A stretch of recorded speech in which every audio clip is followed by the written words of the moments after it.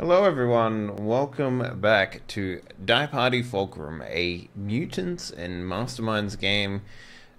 We are on week number 2. Let me go around and introduce all the people who will be playing today. First up, we have none other than Little Miss Fuzzy, aka Fuzzy Freaks. Hi, I'm awake, honestly.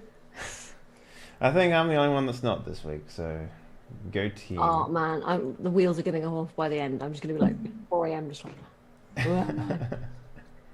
Speaking about the wheels coming off, let's talk about our next player, Mr. Peachy Pixel 8. How you doing, sir? Segue. You can fill my crumb. Oh, Fulcrum! Oh. It took a That was while. awful. It took I've been a working while. on that since last week. Yeah? Yeah. Oh, I mean... Speaking of nightmares, yes, speaking about nightmares, let's talk about Hello, nightmares. everyone. I'm Nightmare. That segue was a little better than the first one. I'm ready for it this week. Nice. Speaking about someone who looks ready, let's go over to Miss Kelso. How you doing today? Hello. I am ready. I'm very ready. And, let's hope the person who is the most ready, Mr. Dr. Cassidy Billy Wreckage. I don't know why I said that. Anyway, how you doing? Yeah, I sir? don't. Judging by people's amount of sleep gotten and general attitude, I think I am the most ready, which is not ever the position that the GM feels he's actually in. Really? So yeah, I always feel in control when I GM my games. well, you put the most work into it, but you also have the most things to keep track of. So I don't other keep people track of don't got to anything. keep track of shit. I asked my players what happened last week because I always forget. Then you shouldn't feel like the most ready when you're GM. Anyway, welcome everybody to Fulcrum. Very excited to have you here. Last week, our players rolled up their random powers. We have spent the last week statting out those powers in the system, although not everybody has had a perfectly clear schedule to go over those powers. They're on the books. They're there on the paper. So when we need to reference what the power does and how it works, we will be ready to. Last week, our players discovered that the world went through an event, which gave a very small number of people, comparative to the overall population, incredible powers.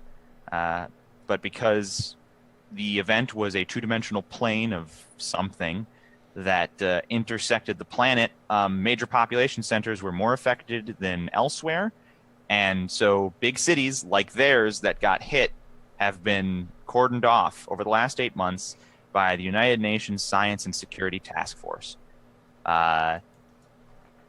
They've survived the last 8 months in this city, learning their powers. And they've just gone, at the end of the last session, to a meeting of other people with powers who are interested in trying to break out of the city.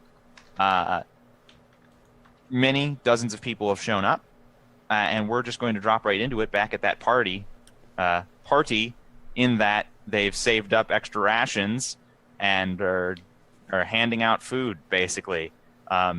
It's perhaps the saddest party ever, in the basement of an unfinished building with wheeled-in arc lights and televisions and propaganda. I wasn't told there would be a party. It's all right. Oh, is that tactical bacon? Oh, Tactical. There is, in fact, tactical bacon. Several of the people who have come to the party have immediately run over to the buffet table that was wheeled out by Mr. Price and the people that appear to be assisting him with putting on this little meeting. It's clear that they haven't been eating well. Supplies do get to different areas of the city with different amounts of success. So the fact that some people appear to be very hungry is now no shocker to you. The rest are coalescing in little groups and having discussions about what they've just heard. Mr. Price is making the rounds from group to group to try and recruit people on a more personal level to his way of thinking.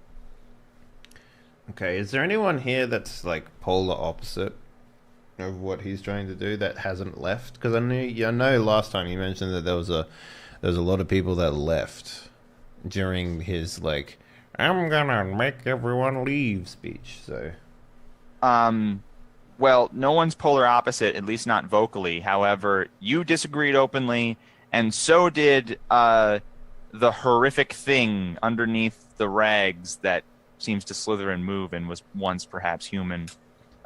He spoke out openly, like, this isn't going to work, etc. He hasn't left. All right, maybe I'll go have a chat to that fella, or thing, or lady. All right. He's talking with a couple other of his own kind. I mean, it's weird to say that. People who are so severely mutated by their power that they no longer pass for human.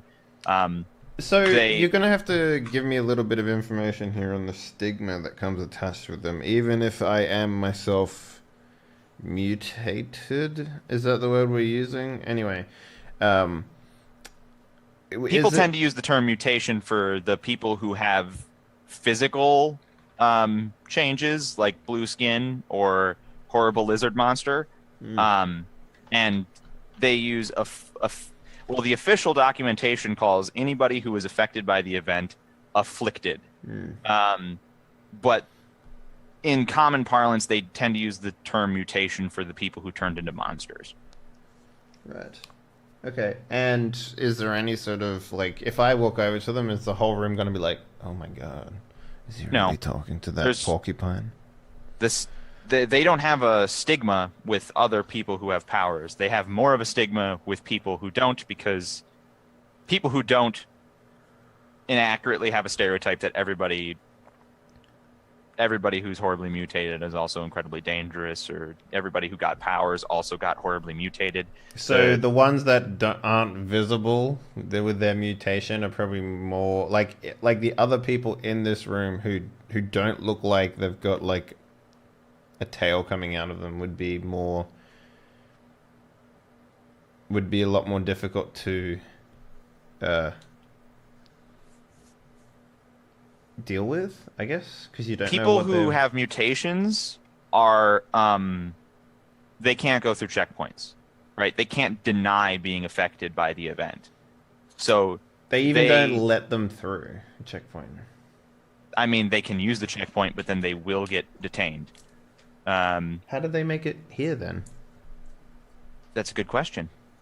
They're sewers, I guess, maybe. Anyway, I'm gonna go talk to that guy. Or that group. Right. So the guy who spoke out is he wears a bunch of emergency clothing that has been sort of done together as like a tarp. And the tarp works very much like a cloak. It hides whatever he actually looks like, but in the light reflecting off of various sources, you can see that perhaps involuntarily something underneath his cloak slithers or shifts. Okay. So he's basically a Lovecraftian horror then. He's speaking with another person who has a red tail coming out from underneath their hunched figure, also hiding the majority of what they look like with rags.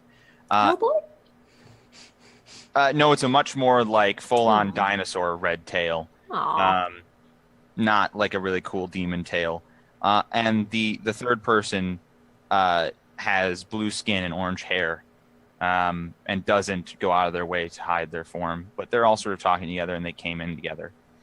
Okay. Yeah, I'll waltz on over. And then the person with blue hair or orange hair and blue skin notices you first and sort of like motions to his compatriots that someone's approaching, and they both swivel rather defensively. The big guy gets in between you and the rest of the group and says, "Yeah." Just wanted to hear your side. You heard my piece. Well, there's obviously more to it. It's pretty straightforward, actually. We can't disappear into the crowd like everybody else, so there's no life for us on the outside. And if these shuckle fucks go and make problems for us with the Unstiff, then our life in the city only gets worse. Do you feel like the government might be able to help you?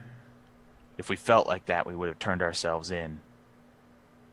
So you're simply just not wanting to make a run on the wall because you don't feel like it would be any better outside? It's not going to get any better outside for us. And if they do succeed, or even if they fail, life in here gets worse. Really, as shitty as it is, status quo is best.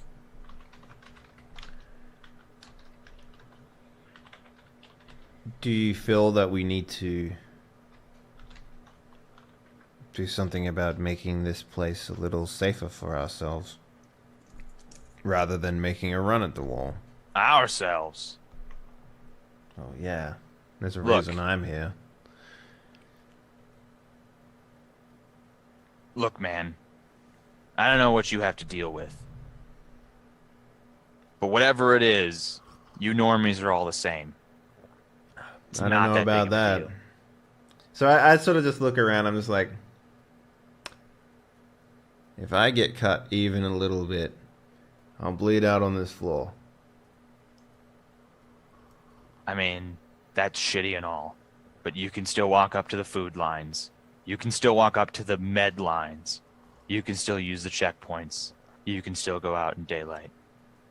You can still live a normal life, all things considered, in this city. When you say making things safer for ourselves, that's something we've actually had to do. We can't live in the prescribed shelters. We can't get our food like everybody else. We've had to cut our life out of this city, make a safe haven for ourselves. It hasn't been easy. It won't be easy. And frankly, I'm a little offended that you try and relate to what we have to do. And he's starting to get... look, don't take it the wrong way. I'm not trying to relate. It's more like just war stories than anything. I actually don't mind being a part of everything. So, you know, if this place is inhospitable to you, I don't feel like we need to leave this town. And I'm not in a situation like you either. I'm not saying it isn't shit. It's really shit. And we have a lot of problems that still need solving. But I just feel like, Like, I don't see you as any different than I. So, I outstretch my hand and I'm just like, my name's Sydney. my name is Kent. If I still had the capacity to shake your hand, I would. Well, that's unfortunate. If you need anything, Kent. I like, do cell phones still work in this fucking place? No. So cell phones don't still work. Actually, they haven't maintained the cell towers in the city. So ostensibly, you all still have cell phones that you can charge. And you all still, maybe you haven't been able to pay your cell service either. That's we can all still play Pokemon Go though. You can all still, use the actual device, but there's no coverage in the city. Okay. Is it reasonable to assume that my skivvies, I don't know what you'd call them, would have the logo for the firehouse on it?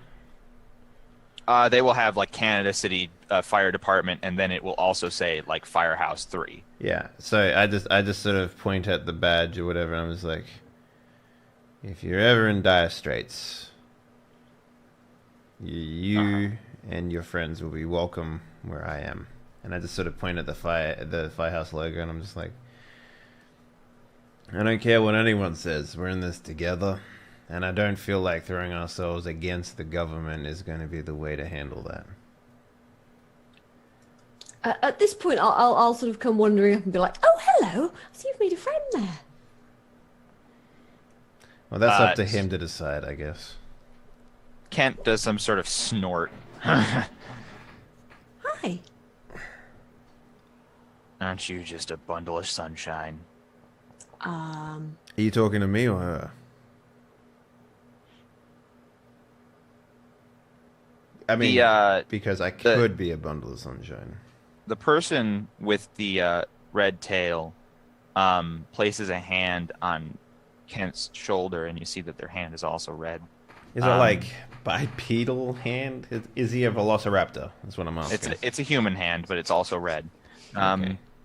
Then a feminine voice comes out from underneath the cloak and says, I'm sorry. Kent, please come over here with Ben.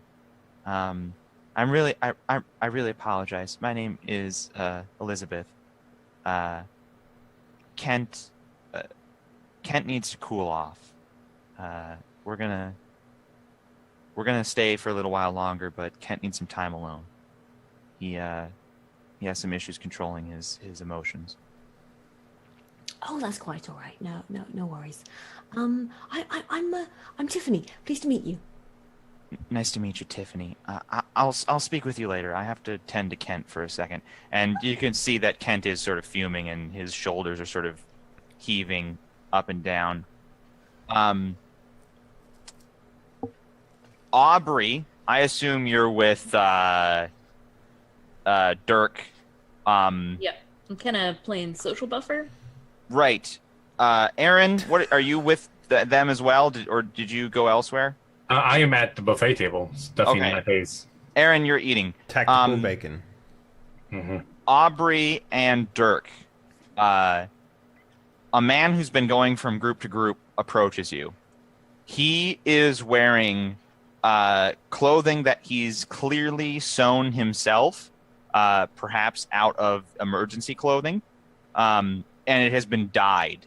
And it has been dyed in such a way that he has red on one half of his vestments, blue on the other, and green in a line down the middle. He wears a straight-up robe. It looks very culty, and that's appropriate because you've heard of these guys.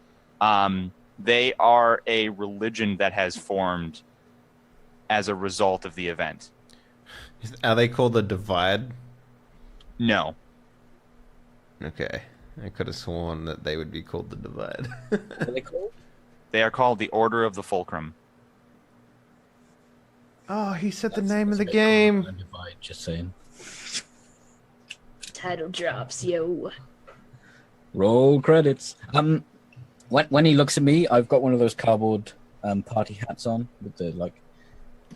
You have no idea where that came from. Yeah, like I think like Aubrey sees it, like he's not sure when you put that on, but he like very carefully takes it off of your head and like hands it back to you, like, put this away, Dirk. It's a party. It's not that kind of party. Hello! I like your dress. Thank you. I like your party hat. I'm not allowed to wear it. My name is Jonathan. He reaches out a hand to you, Dirk. Aubrey intercepts the hand. Hello, I'm Aubrey Vaughn. Yes, Mr. Vaughn, what a pleasure to make your acquaintance. My name is Jonathan. Well, you can tell who I am. Indeed. I was taking the opportunity of this little gathering to invite people to our congregation. You know, we meet on Saturdays, and our facility is open 7 days a week if you ever need any sort of aid or assistance. Tell me, how do you feel about the Order of the Fulcrum? I'm really not sure. Seen you around. I've heard a few things, both good and bad. Well, that's true of every religion now, isn't it? Do you have some time to discuss the Fulcrum? Aubrey looks at Dirk.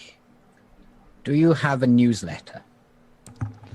We make do. As a matter of fact, one of our newest additions to the congregation does appear to have printing facilities that are still functional, and we do intend to utilize that to spread the word.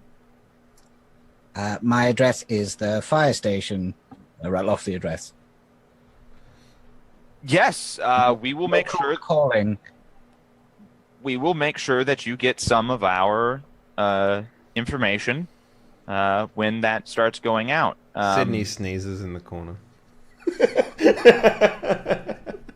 But tell me, Mr. Vaughn. I mean, were you religious before the event?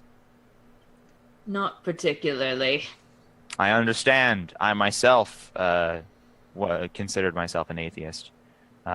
In many respects, I still consider myself an atheist. I don't know what you've heard, but in the Order of the Fulcrum, we don't believe in a deity so much as the universe itself. So it's more like a club. We do consider ourselves very club-like, yes. But in the same ways that churches, Christian in America, have always been foundations and pillars of their community, we consider ourselves, in the same vein, we try and offer the same services. We try and be... Are you as inclusive as Christianity? Far more inclusive than Christianity, if we're honest.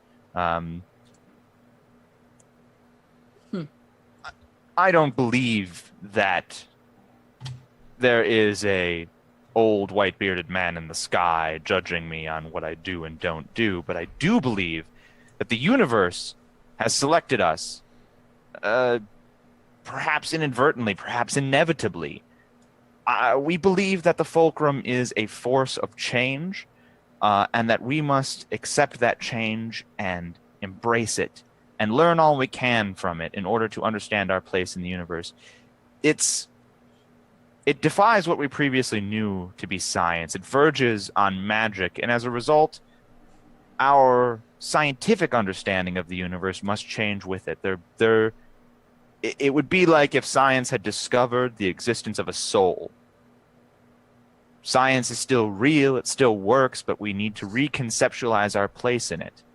There needs to be a new spiritual asset to our existence in the universe, and we believe that the key to finding that is in what the universe has done to us, or as we call it, the Fulcrum.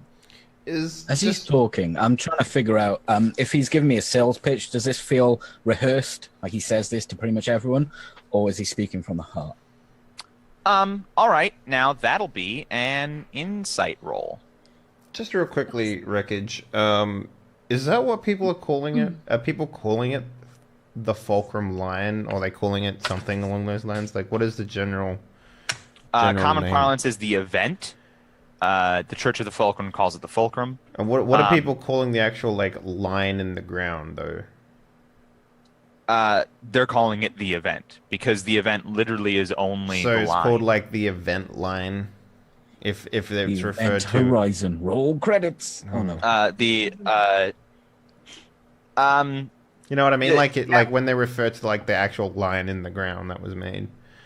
What do people refer to it as? I mean, like, scientific papers would call it the area of effect, the affected area. The normal everyday people, They're normal.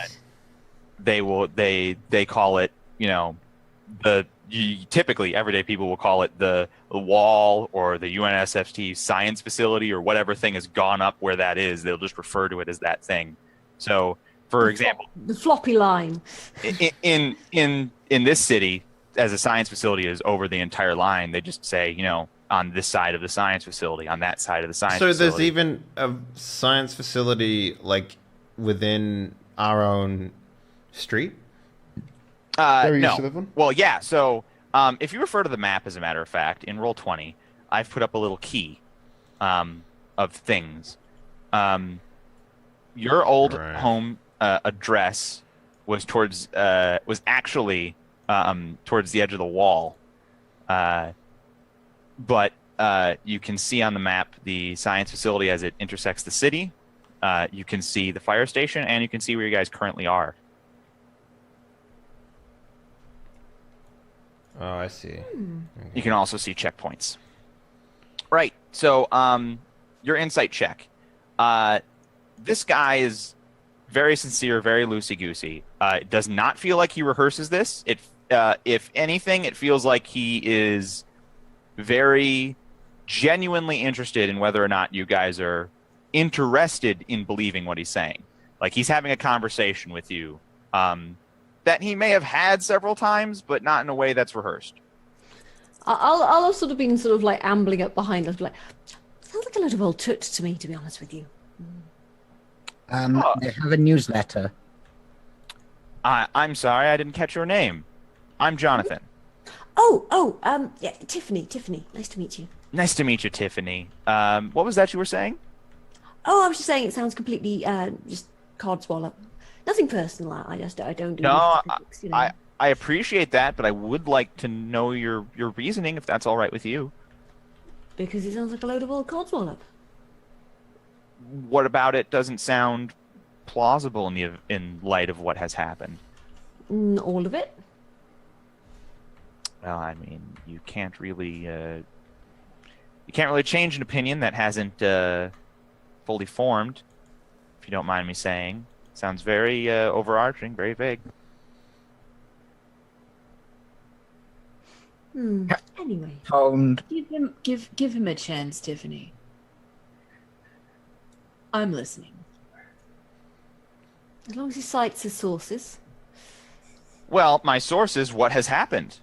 Obviously, this... I mean, would you disagree that this counteracts our previous understanding of science? Not particularly, no. The So- whole point of science is that it takes new information and it, includes it into what it already knows. We just haven't integrated the new knowledge yet. We're always discovering new things in physics and science. I completely agree, but would you not agree that our previous understanding of science had certain limitations on it that have been utterly erased in light of the events that have occurred? Science has always had limitations on it. We knew less 100 years ago. We knew less 1,000 years ago. We learn new things all the time.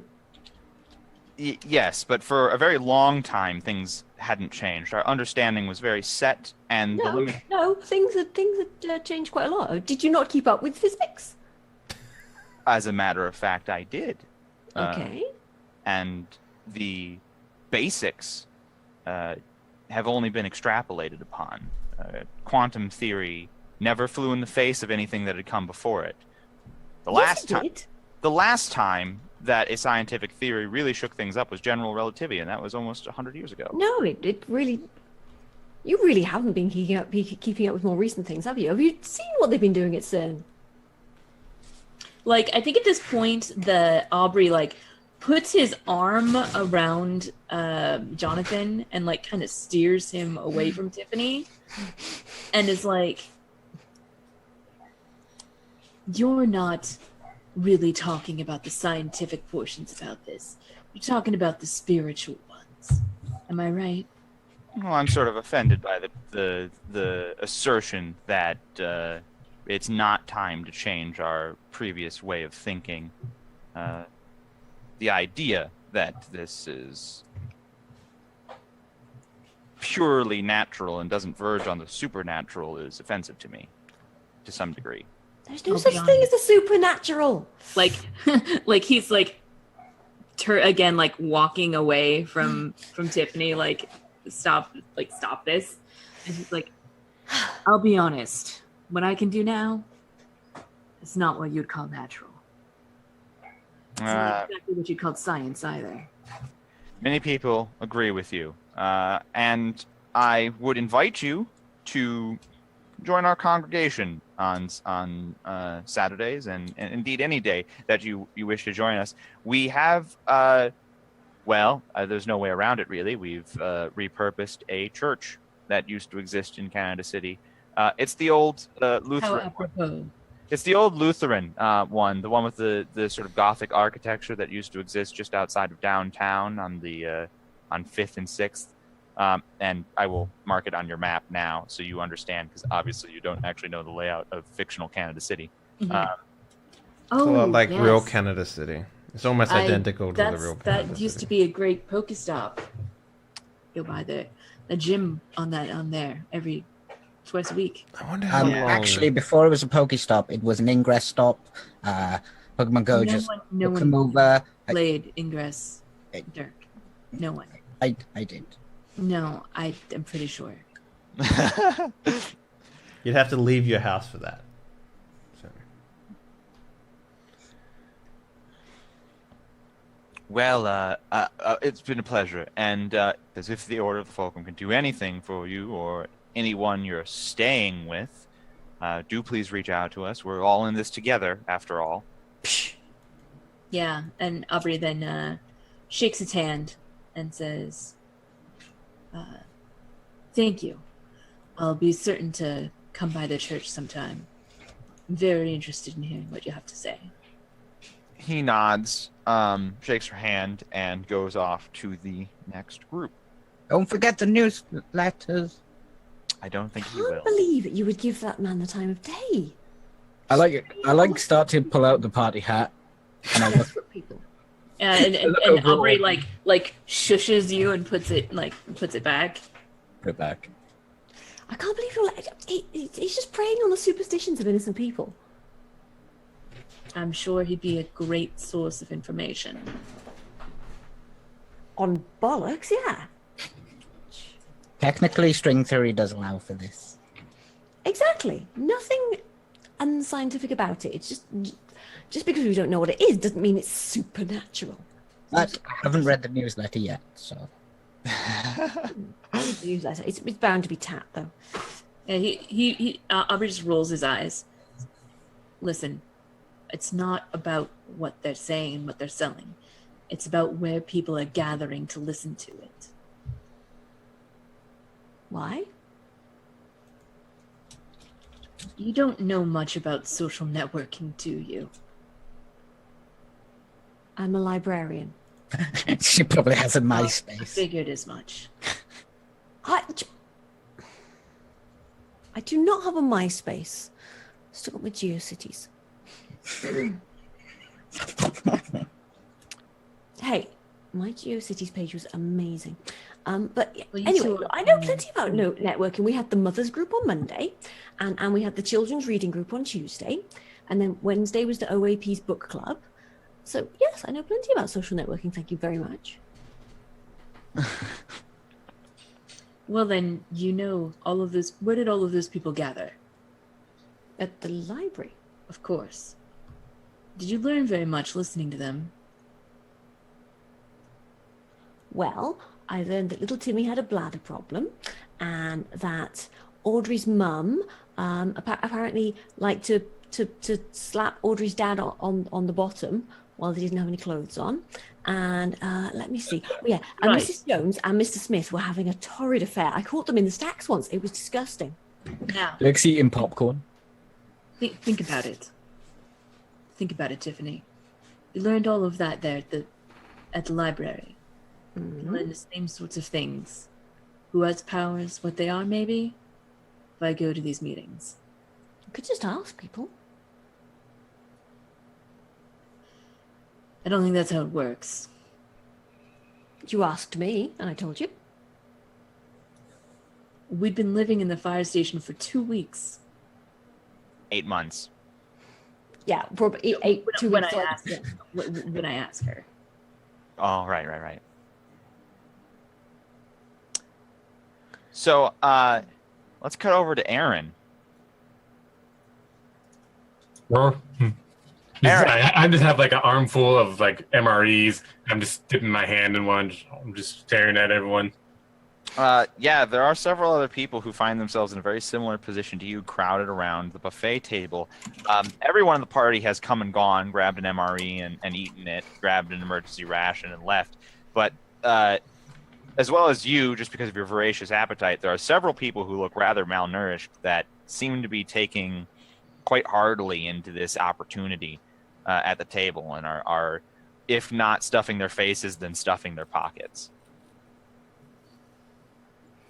Yeah, I've probably got some tactical bacon secreted somewhere on my person. Yeah, I'm just saying, I'm like, anyone got any chicken fajita? I'll trade you a spaghetti and meatball. Anyone? No? All right. How about... When you hold it up, do you do this? Yeah, spaghetti and meatball. Anyone? You get a couple, like, almost nasty glances from the people who are crowded around the buffet table. And your rather vocal nature gets you a tap on the shoulder. Hello. It's Mr. Price. Oh, you were the guy who were up there earlier. Yeah, my name is Mr. Price. Mr. Price, you must know me. I'm Aaron Wright, the Spartan, champion of Canada City. Sure you know me. Actually, I saw you live at Thunderdome. I thought it was rather uncreatively named, but you put on quite a good show. I do my best. You were a very capable athlete, Mr. the Spartan, in your day. I assume you haven't lost your touch during these trying times. Trying not to, but again, I can't properly balance my nutrition plan as I used to. They got rid of the whole food section downstairs at the GNC. Like, these MREs aren't properly balanced, but I would say I'm about like 80% of what I used to be. Well, the good news is that there are no weight classes for running the wall. Listen, I hate to be forward, Mr. the Spartan, but people like you, people who have experience fighting, even if it is somewhat for show, would be invaluable to our little movement. I'm just going to come out and say it. Do you have any abilities that assist you in combat or dangerous situations? Yeah, I've noticed that when I take from my inhaler, I haven't needed it since I was a child, but now when I take from my inhaler, I feel stronger and tougher, but I can't think as good. Interesting. I mean, it's a bit of a cliche, but would you say that you Hulk out? Well, as a professional, I can't make myself with any other trademarks good. So I'm sure you understand. But yes, I bulk out is what I like to say it as. Right, of course. Do you have like some sort of sponsor before this, which was literally like some sort of like bodybuilding, like supplement powder or something like that? It was the Soaker Doker. That was my previous sponsor. Yeah, and he just like pull out like a flab for Soaker Doker or something. He just hand it over. He puts a hand on your shoulder and he uses it to lead you away from the buffet table a little bit, and he whispers and says, "Mr. Wright, you see those people there at the buffet table? Mm-hmm. Those are the people that need that wall to come down. Those are the people who aren't managing to survive under these circumstances. You and I are both perfectly healthy and are making do with what we can. But there are people dying in this city because of the restrictions placed by the UNSSTF.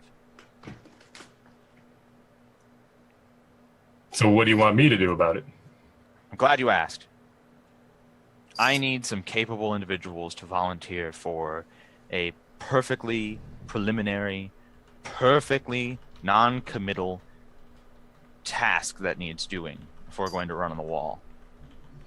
Uh-huh. You see, whether it's the Order of the Fulcrum, or my organization, or the unfortunately mutated among us that must hide from the public. There are many factions developing in this city, and they need to be able to communicate with one another without the UNSSTF listening in. And we do have someone who's willing to help us with that. He's created some devices that will function as cell towers, but they need to be put up all over the city in very specific locations. I'm trying to spread the work out among as many people as possible, but frankly, this is completely illegal, and if the UNSSTF catches us doing it, the entire operation will be blown, and we won't be able to communicate with one another. Well, not really sure how I feel about doing something illegal like that, but is it more? I think it's more wrong that if I don't help these people. Communication lines like these would allow us to prevent areas of the city going without, which is what's currently happening. We could make a more organized effort throughout the factions, help those in need, and as a bonus, we would be able to plan more easily without these sorts of meetings whatever actions we take from here on out.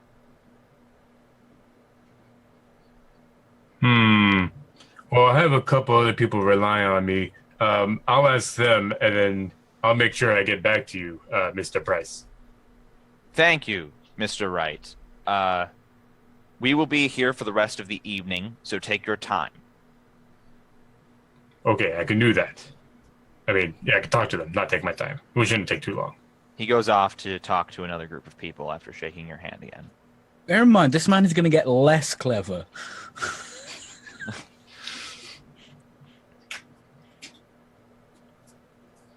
All right. So I assume that I see the three of them over there. Is Dirk still trying to put on the party hat? As he let down the... Your conversation would have ended just along about the time that their conversation about the Order of the Fulcrum sort of petered out there. I'm just kind of... You really did have a nice dress, though. Really? Yes, he did, Dirk. Yes, he did. No, that wasn't a nice dress. No. Can you sew? Yes. Okay, well, Yeah, I used to and make crochet. cosplay of Gundam, and that is very good stitching for a non-professional. Okay, but the colours, I love Dirk. the colours. That green did not match his complexion at all. Superhero colors. Okay, but there's such a thing as, you have the colour wheel. So, like, I'm producing this comic book. You actually and, have a like, color wheel. You primer. just like, we'll see. Like, I mean, actually, his color was red and green, which were complementary colors. And what was down the middle, you said? There was something else? Blue separated them. I thought it was But green that separated. Did them. they go with his complexion? Yeah. Green really wasn't his colour. Okay, green wasn't his color. I will accept your judgment. I've on got a comic catalog, and it is listing a load of superheroes. See, if you look at Professor Dacor, he is wearing the same colors, and Action Professor Bike Dacor? is his bike is the same colors. Where did you get this comic?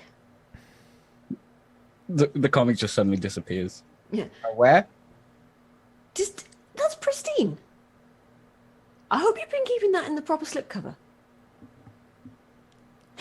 If by It's only a slipcover, catalog. if by slipcover you mean my eternal folding dimension, then yes. Yeah, I say nothing about my folding dimension. Just the comic book's gone. Have you ever done stage magic? Well, I once tried to pull a rabbit out of the hat, but the rabbit wasn't very happy about it. It pooped on my favorite top hat. How many top hats do you have? 3. I'd like to see them. I do not have them with me. Oh no, that's so sad. Aaron, do you go up to the group? Yes, I would like to approach the three now. Sydney, have you returned to the group? No, I would. I'm gonna be just sort of surveying, I guess. I mean, I'm looking to see, like, it seems very clicky, and I want to get an idea of that.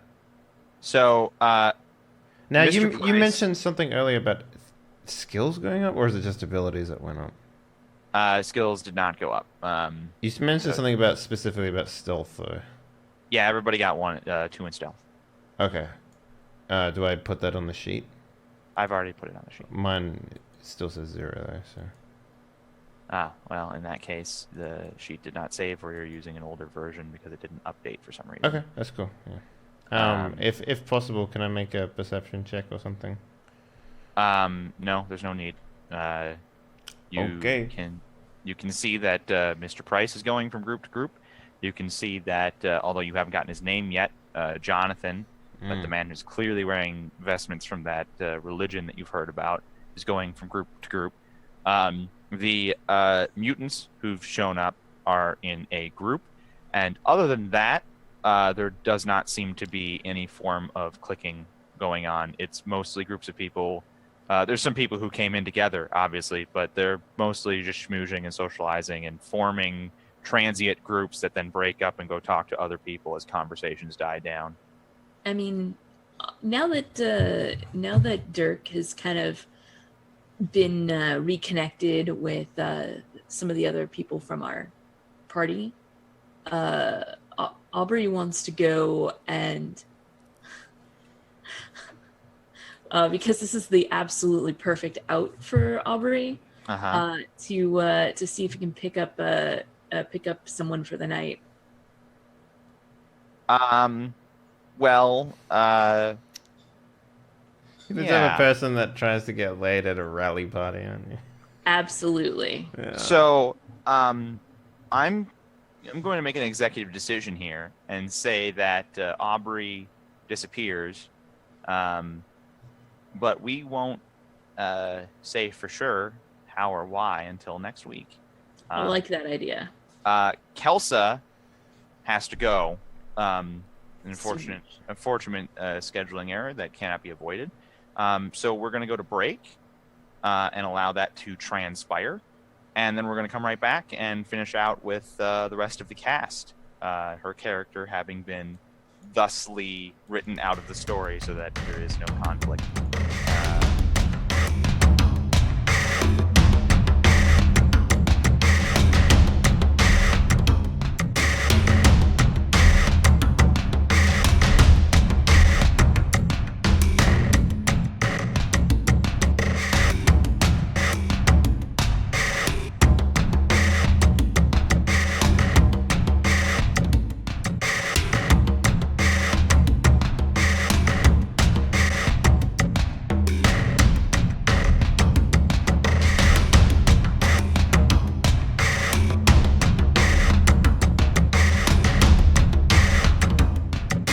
Aubrey has just disappeared. Maybe she tapped someone on the shoulder and said, "I'm gonna get out of here" or whatever. She did the Irish goodbye. She doesn't need to even say Irish anything. goodbye. And Sydney has just cased the joint to see what sort of clicks there are, and mostly gotten the pulse of what's going on. Mr. Price clearly has some people who came here with him and are on his side. Like, does it seem like the type of thing where like you'd go to like a I don't know what you'd call it, like it's some sort of political rally, but you would like place people in the audience to like turn the audience? No, it's actually very clear who's already with Mr. Price because they're helping him with all of the logistics. They've helped him wheel out the food. They've helped him put out the lights. They seem to be maintaining the televisions. And there's several people who are on watch. The people that you came in and were looking at you and were like on fire trash cans.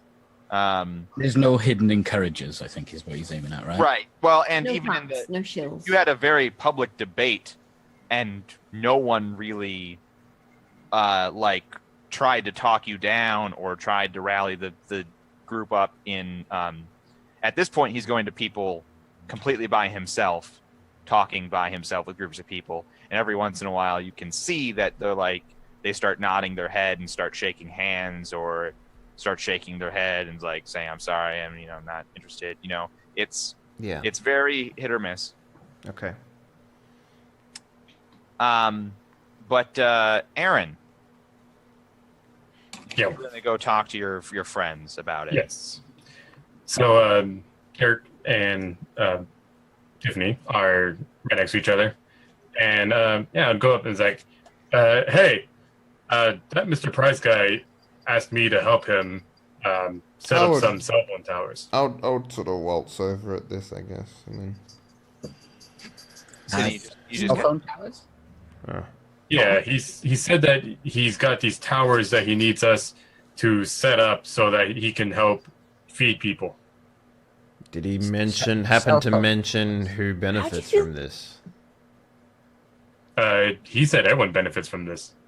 Okay, We well, could get a signal on our phones if. Oh. did he specifically say cell phones, or did he say something else? Because we use, two-way communicators all the time in the trucks and stuff. So if he means those, not a lot of people own those. I believe he said cell phone towers so everyone can use them, but he said it's illegal. So I don't know if I want to do it because I don't want to get in trouble. Sydney is sort of like, I don't know, like leans on his heels or whatever and just sort of scratches his chin. He's just like, well, do you feel that the government here shut off communications for a reason? I don't see why not. Well, Well, why they historically wouldn't. speaking, cutting off communications between people helps control them and keep them subdued. We haven't had cell connection for 8 months. God, I miss the internet. Relying on the internet so much Hold a is moment of silence. for probably you. going to be the reason why you're so twitchy at night. And not the I'm lack sorry, of what? coffee, but probably the fact that you're coming down off a high. After 8 months? I'm twitchy at night because you bloody snore. Look, You I do can't snore. help it what You snore very Strap loudly. does. No, you sound like a bear trying to use a chainsaw, okay? It's not good. That I once the had to dog fight a bear in the snores. arena. I don't snore. You fought a bear? I don't snore. Yeah. You bloody snore, okay? It sounds like somebody trying to... It's not good, okay? It sounds like somebody trying to strangle a bear with a chainsaw while it's eating a duck. All right, fine. Snore. I do agree that we do need communications up. However, we need to be very careful because if the government is using it to make sure that no wrong information spreads around the communities, then it could do more harm than good. For instance, I honestly feel this. I look around at this, and does anyone look like they're watching us talk about this at all? Or Nope. okay, I lean in closer. And I'm just like, I honestly feel this wall thing is kind of dumb. It sounds like he's trying to inspire people to throw themselves against something, so that he himself can gain something out of it. I'm not sure what. Probably. If we get communications up, then we wouldn't have to go over the wall. Well, no. If we do have communications up, it would probably allow him to rally more people to his cause significantly easier. Yes, but then they could start a petition. I could download more books on my Kindle. A petition actually wouldn't be a bad idea, all things considered. It would allow us to actually speak to the government. He scratches I have his an chin. account with petitiongo.net. Well, I Because mean, we wouldn't have Do the you think internet an Amazon back. drone would make it over the wall? Do we even have those? Do they have defenses on the walls? So Mr. Price says that he knows about the defenses on the wall. The average person just knows that it is amorphously defended. The average person knows that there have been individuals with some pretty nifty powers that have tried to get out and not succeeded. I don't think a drone could get over the wall because my remote control 77G4Q drone just stopped working, and I don't think Amazon could send drones over. But you could get books for your Kindle. Better than nothing. I don't think we're going to get the internet out of these cell towers. What else are cell towers for? As I said, the two-way communicators that we use in the truck. Well, I have these Mr. T walkie-talkies. They don't go very far. Well, they're radio waves, so they would work without cell towers. If you could boost the I signal love on it when a those, plan comes together. does his like pocket pocket thing like So start those kiddie speaking things to that him? go like, they don't go far, do they? They don't. They have trouble getting through a wall. Little You know? beepy thing. Yeah, and it's just like Can you hear me? Can you hear me? What about now? What about now? What about now? You're next to me. Oh. so. That's, It's a good But if they idea. turn on the cell phone towers, then our phones will work, regardless of what they're going to do. So I have a question Oh, I bet for Mr. you, The Smith book has Dirk. come up on- I have a question for you. Is there a way that we, if we set up these cell towers, that we could, I don't know, maybe this is a little too Hollywood, but monitor the communications coming and going, especially if they're going to be used for his purposes? Well, if we could get to the internet and find a link on 4chan, then yes. There will be no internet, but I mean, But that's what cell towers are for. He just uh, wants you to... So I turn over to Aaron. He said, turn on the cell towers. Yeah. and He said he wants to set up new cell phone towers. I just turn back to Sydney and go, I love it when a plan comes together. and I hand him like the Howling Mad Murdoch one. you know, if I wasn't such good friends with your mother, I probably wouldn't have let you in the firehouse. This is vintage. I like take the Mr. T walkie-talkie from him, and I'm just like, For girls. Excuse me? Not for girls. To be fair, there was no girl on the A team. Does it was a Wonder product Woman? of its time. Oh, wait. Face's niece. Yeah, exactly. There was. Admittedly, she was a bit She past. wasn't a recurring character. No. okay, so let's say hey guys, let's say yes to the cell tower thing. I feel Okay. like we could benefit from it, but I want to make sure that we have a way to make sure that's not being used against the greater populace, because I feel that that man has his own intentions in mind, and I don't want to give him everything he wants. He just wants the cell towers up, and that will help everyone.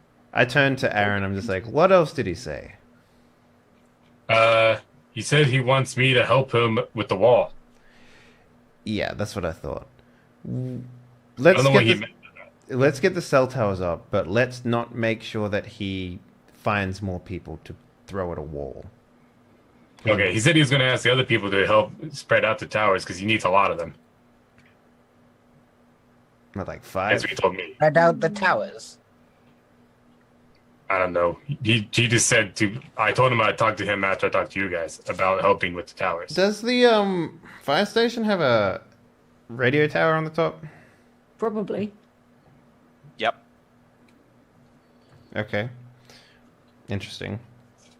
Is this just like some sort of boost or something like that? So the cell towers in the city would typically be run by T-Mobile, AT&T, Sprint. They have no access to the city. The reason why cell coverage has dropped out is because none of the cell towers are being maintained.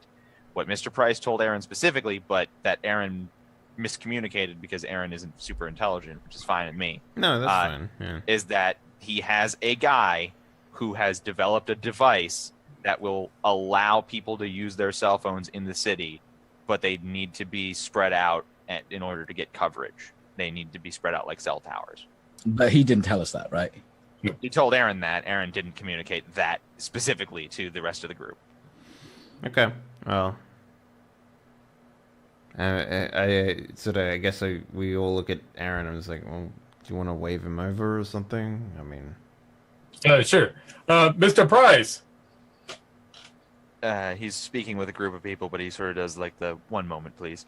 And trots over to you. Yes, Mr. the Spartan. How's it going? Mr. Okay. Spartan. I've decided to help you with your cell phone towers. That's excellent news.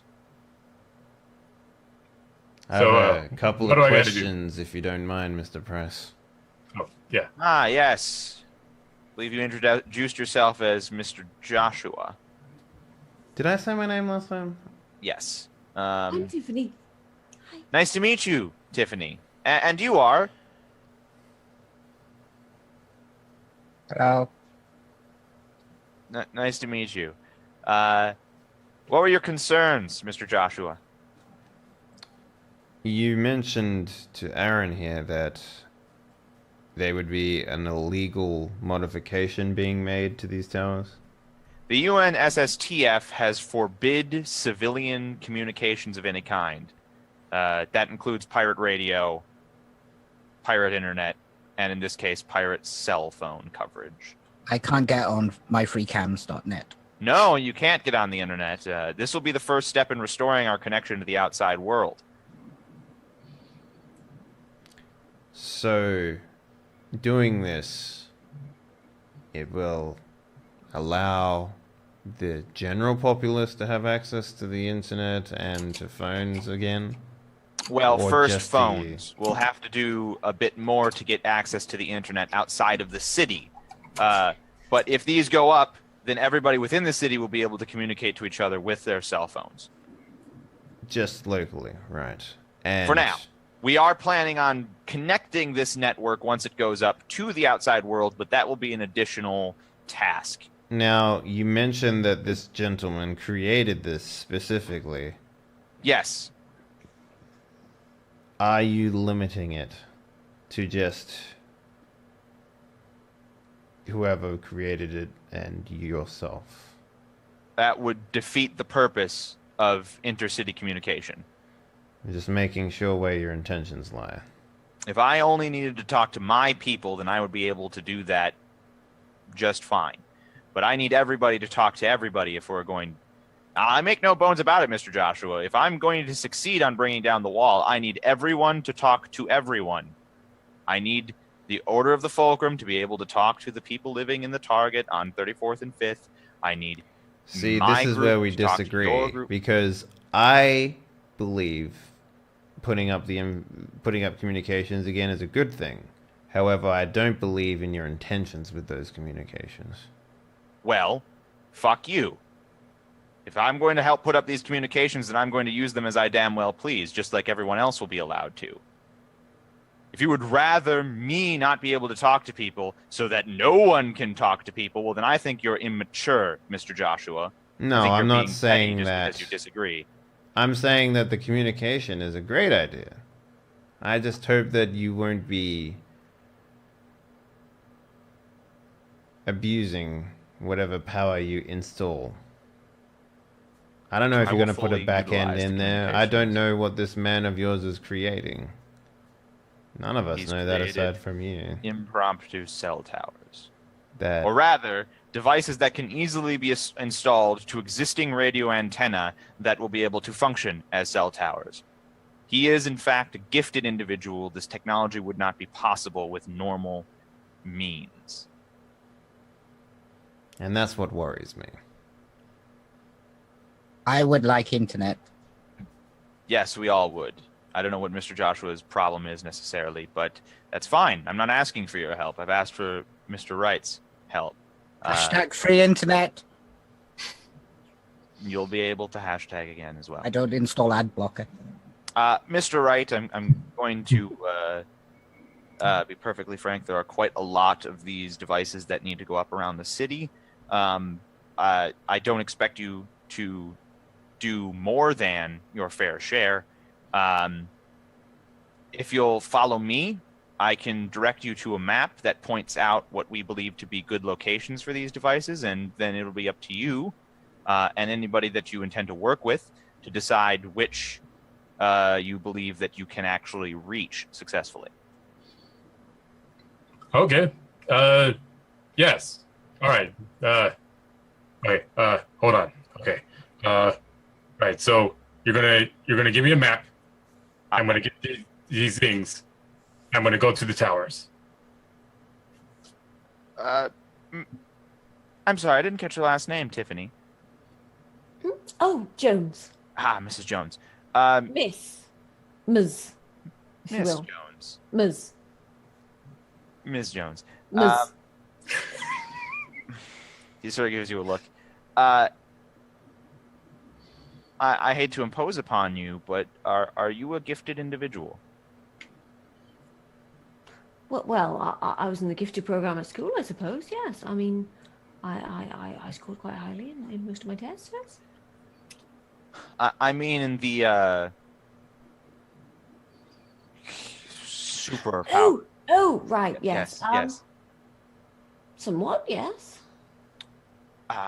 You seem to be a friend of Mr. Wright. Were you planning on assisting him with this task, or are you not interested?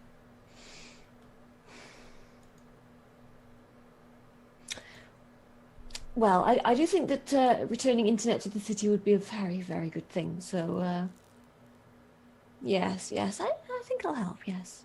Dick's nodding furiously behind her when she says it. I don't. Yeah. I don't mean to offend anyone, but Mr. Wright seems to be struggling with the explanation of the instructions. Would you be so kind as to come with him and me to the map so that I can relay the... And me.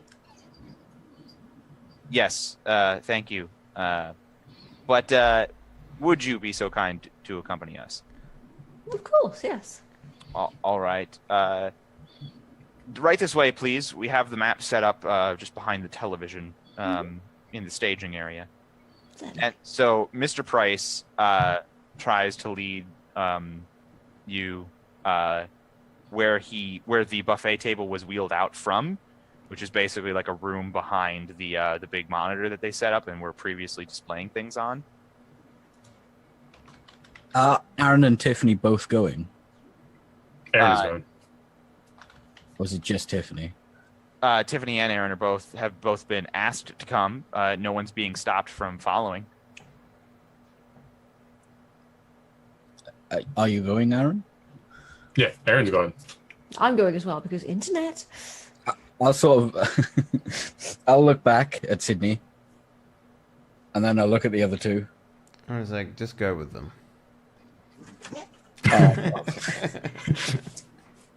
All right, so behind the television is what was probably once or once intended to be, once this building was finished, a break room or something of a similar size and function. There's a table set up and a light. On the table, there are plastic bags, perhaps the kind that would have held laundry in the past. They seem to have what look like modems that have been heavily modified. They look like a fifth grader got into the crafts box and glued a bunch of random circuit boards and wires onto a plastic box and somehow believed that he made an invention. None of them are identical to the others. They all look unique and different. That's sitting on the table, and underneath, but mostly exposed, is a large map of Canada City. And they have little pins in places, and there's an attendant there who's sort of marking things off as people agree to go to that location and install a device. So Mr. Price leads you in and says, well, here's the map. It's best if you choose things... Well, don't let me get ahead of myself. As capable as you are, I'm sure after all this time you're intimately familiar with your capabilities vis-a-vis your gifts. There are some incredibly difficult locations that need modems that have not been claimed yet. But for the most part, you can help out just by going to anything that's in your neighborhood. We'll give you as many as you want to attempt to put up. the network can go up as long as there are overlapping coverages, but any area of the city that does not yet have a modem will not be covered. Think of it like a sandbox video game, and you go to the places to unlock the map, basically. You have to unlock all of the things. Anyway. As he's saying that, I'm at the table, like, looking over these modems, and I just, Ubisoft! You just shout Ubisoft. But I'm currently looking at one of these modems. Also, your face has disappeared, which is disconcerting. I apologize. It's always a fun game to play with Wreckage. Like, how long does it take before his face completely disappears from the camera? Yeah, I'm looking at these modems. What has he done to them? I probably have an innate understanding of how modems work, right? All right. So, give me a technology roll. Technology. It wouldn't be an IT, it'd be straight up technology, right? Oh, yeah. Because expertise at expertise IT is actually like knowing things about IT, and technology is just technology. That's in digital stuff rather than specifically like tech support. Okay. There's crossover, isn't there? But that's fine. You can't actually comprehend what's been done to these. It is beyond your understanding. Okay, I put my hand up. Yes. What do these do? They're the cell towers, basically. It's just glue and wires. Makes no sense. I assure you, it isn't. In fact, the nearest location that needs one of these devices has already been put up by one of my own. And he takes out his cell phone and he turns it on, and you can see that he has bars. I immediately fumble mine out because I probably still have it. Are there bars on it? You all have bars, but you can't connect to the internet. You can't, you guys suddenly get like texts from each other that you might have sent just before the cell towers went out. But Dinner's ready. Yeah. Where is this fire station anyway?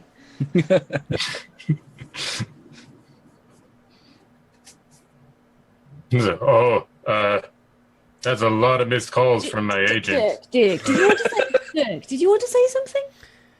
I have to go to the toilet. Go on then. I don't know where it is. all right. So if you guys direct your attention to the map, I have. Excuse me, my friend here needs the toilet. Could you direct him to the toilet, please, somebody?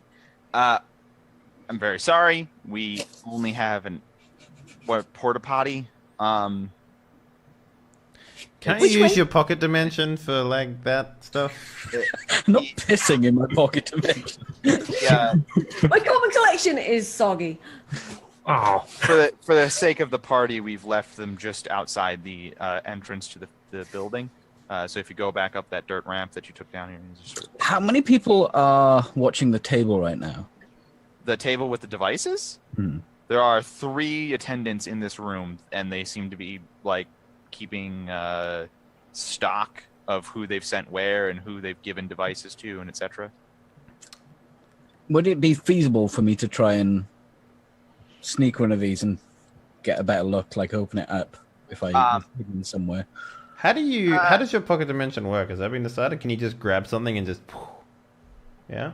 Well, you don't know how it goes in, but it just essentially think of it as... You would have to make a sleight of hand check, which you do have a 7 in. I will tell you that with 4 people watching, and their job is literally to keep track of these things, it would be quite difficult for you to get away with it.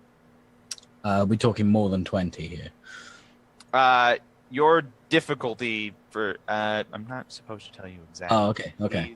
But I will say, yeah, like...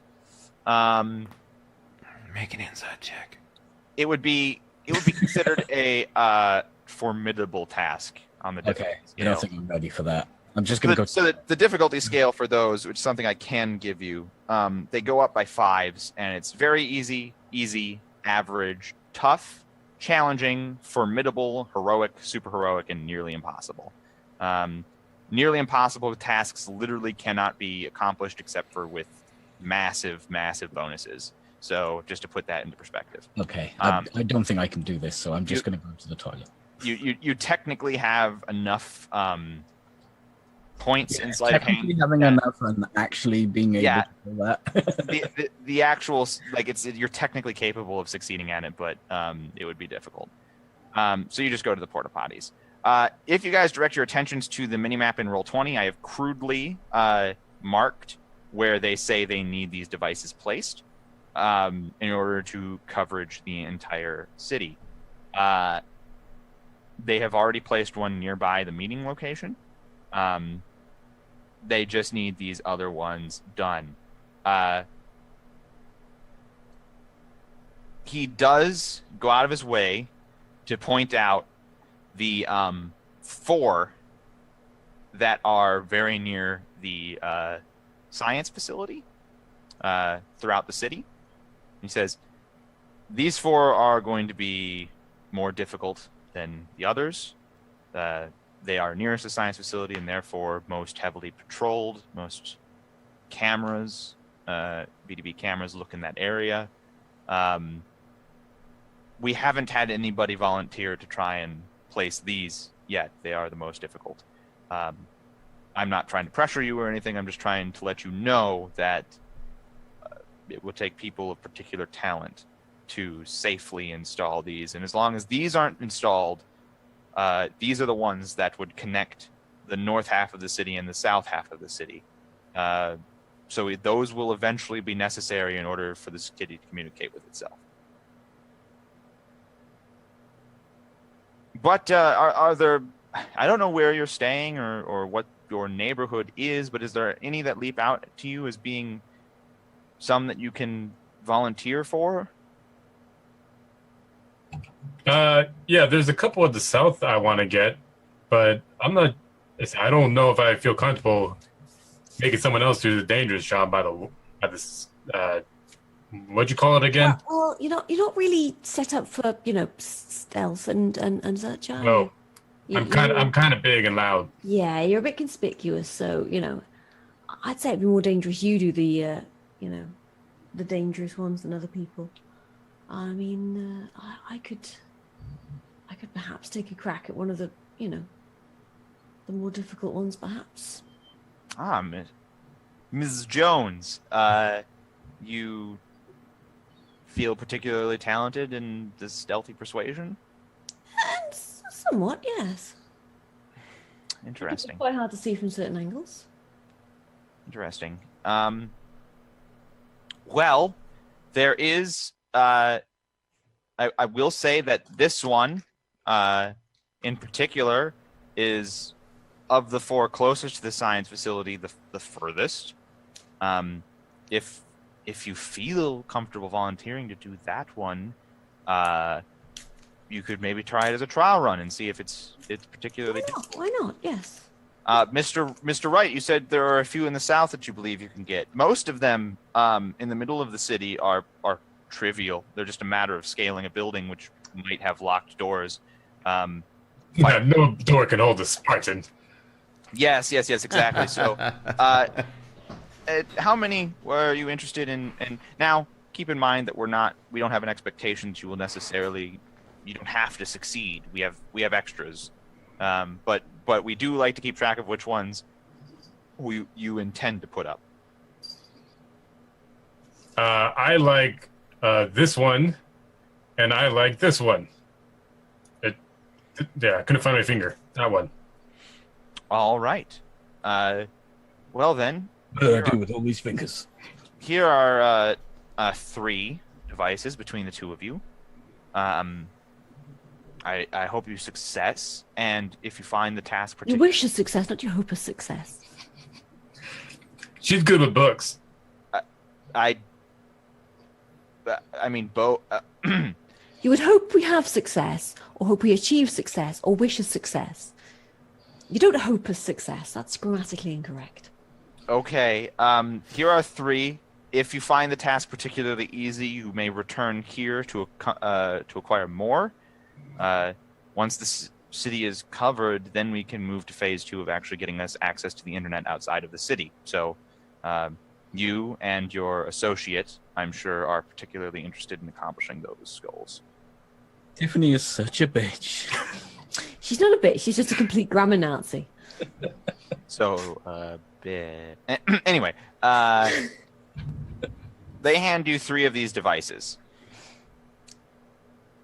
Who made this?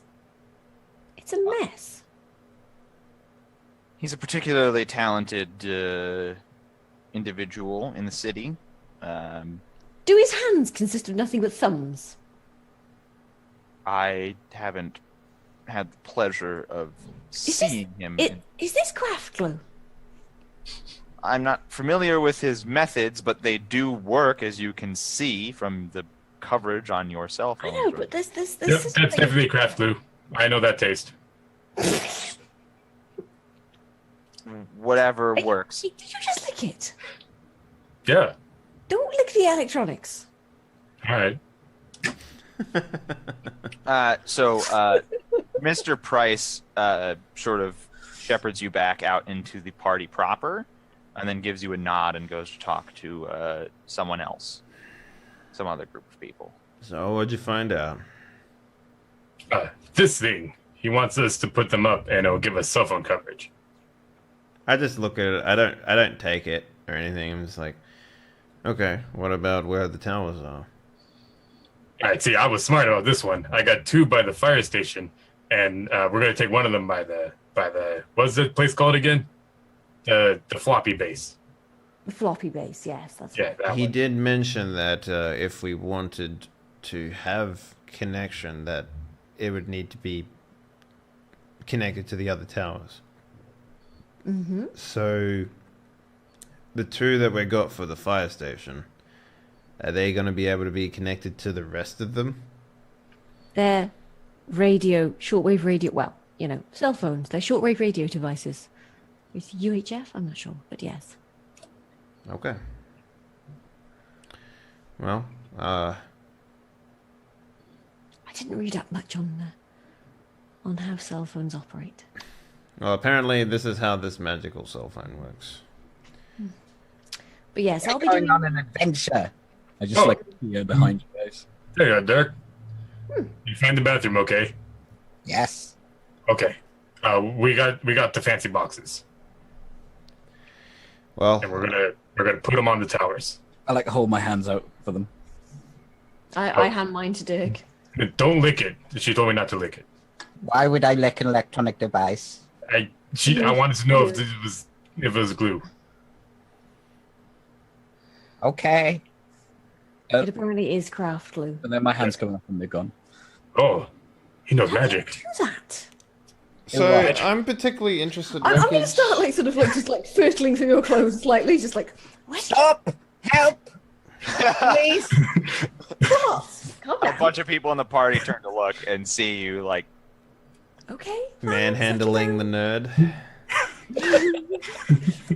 there's Basically, it's a hot librarian feeling up a nerd. There are geeks around the place just like filming it, right? It's probably the setup for a Hold porn. ups down, you know. Yeah, it's probably the setup for a porn film. Let's face it. I'm particularly interested in what the heavily mutated guys are doing.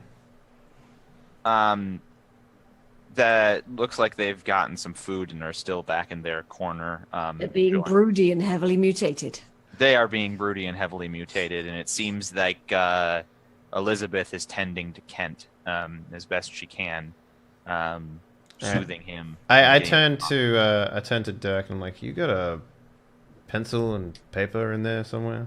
I like gesture to his entire body. You want a HB? I've got a 4B. What else do you need? I have some thick charcoal pens. I'll take Just like the producing pens. HB. Thank you. And I take a piece of paper. I go to offer him the one with the rubber, but I'm like, This one's better. Okay, thank you, Dirk. I put down. Oh, Dirk, is that a fountain pen there? I'll put down the my Maybe. personal cell phone, because if this works, then Can I theoretically borrow that? speaking, Just- everything. Okay. I get out one of those label makers and I Excellent. stick it on. Is that a? Oh, is it a? Oh no, it's a Chinese knockoff of a Parker. Oh, it's still right.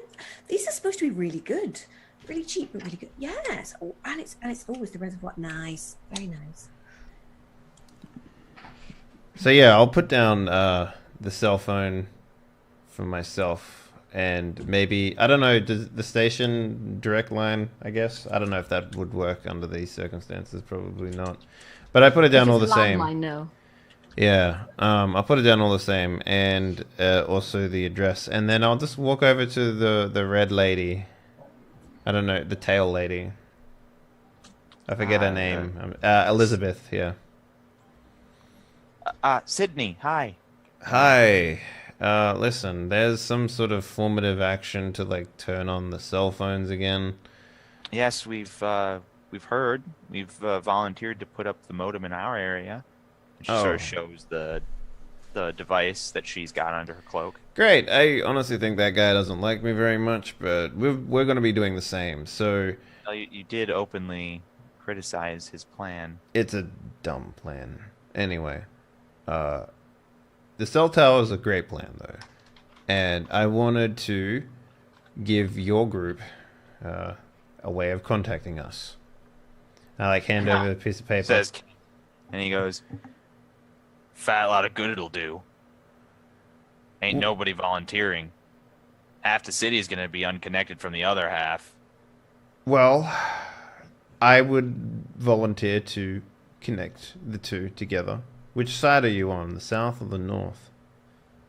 It's all the same to you. I'm not gonna go talking about where we are. That's fine. That's fine. Yeah, that's fine. All you need to know is that I'm going to be connecting the two. So, if you feel the need to, want to communicate in any way, on the unlikely scenario that the network actually goes up, here's our number. Okay. Oh, I'm glad that we could communicate with each other. Now, if you excuse me, I have to go volunteer my services to make sure that the South and the North actually stay together. And then I'll walk away. I'll walk right over to, what's his goddamn name? I'm sorry, I'm really bad with names. What's his name again? Mr. Price? Yeah, I'll just walk right up to him and just I'll take one, and I will make sure that the North and the South stay connected. Excuse me? What are you talking about specifically? The cell towers. I'll take the one that connects the North and You're the South. volunteering to put up cell towers? Yes. Well, I thought I was going to abuse the system, Mr. Joshua. Regardless of what your intentions are, it's only ever going to be good for the rest of the populace to be able to talk to each other. Well, I'm glad you've come around. Please step into this back room. I'll show you the map, and we can discuss what exactly you are capable of doing. All right. You said that you were particularly interested in making sure the South and the North were connected? Correct. Well, then, it's these 3 cell towers that are of interest. And I'm pinging them on the map right now. Yeah. These ones overlook the science facility, very close. They're a block away at most. They'll be heavily patrolled, heavily monitored. Now, all 3 of those cell towers need to go up in order for us to ensure a stable connection between all the other cell towers. Across the science facility, at least. You could get every other tower, and the North and the South would be completely covered within themselves. But they wouldn't be able to talk from side to side. Consider it done. Really? Well, here are 3 modems. If you actually manage to pull this off, it'll be quite a boon to everyone, Mr. Joshua. And if not, well, try not to have the UNSSTF find the modems that you're carrying. Call them the floppies, please. It's so much more amusing. People do. Mr. Price doesn't.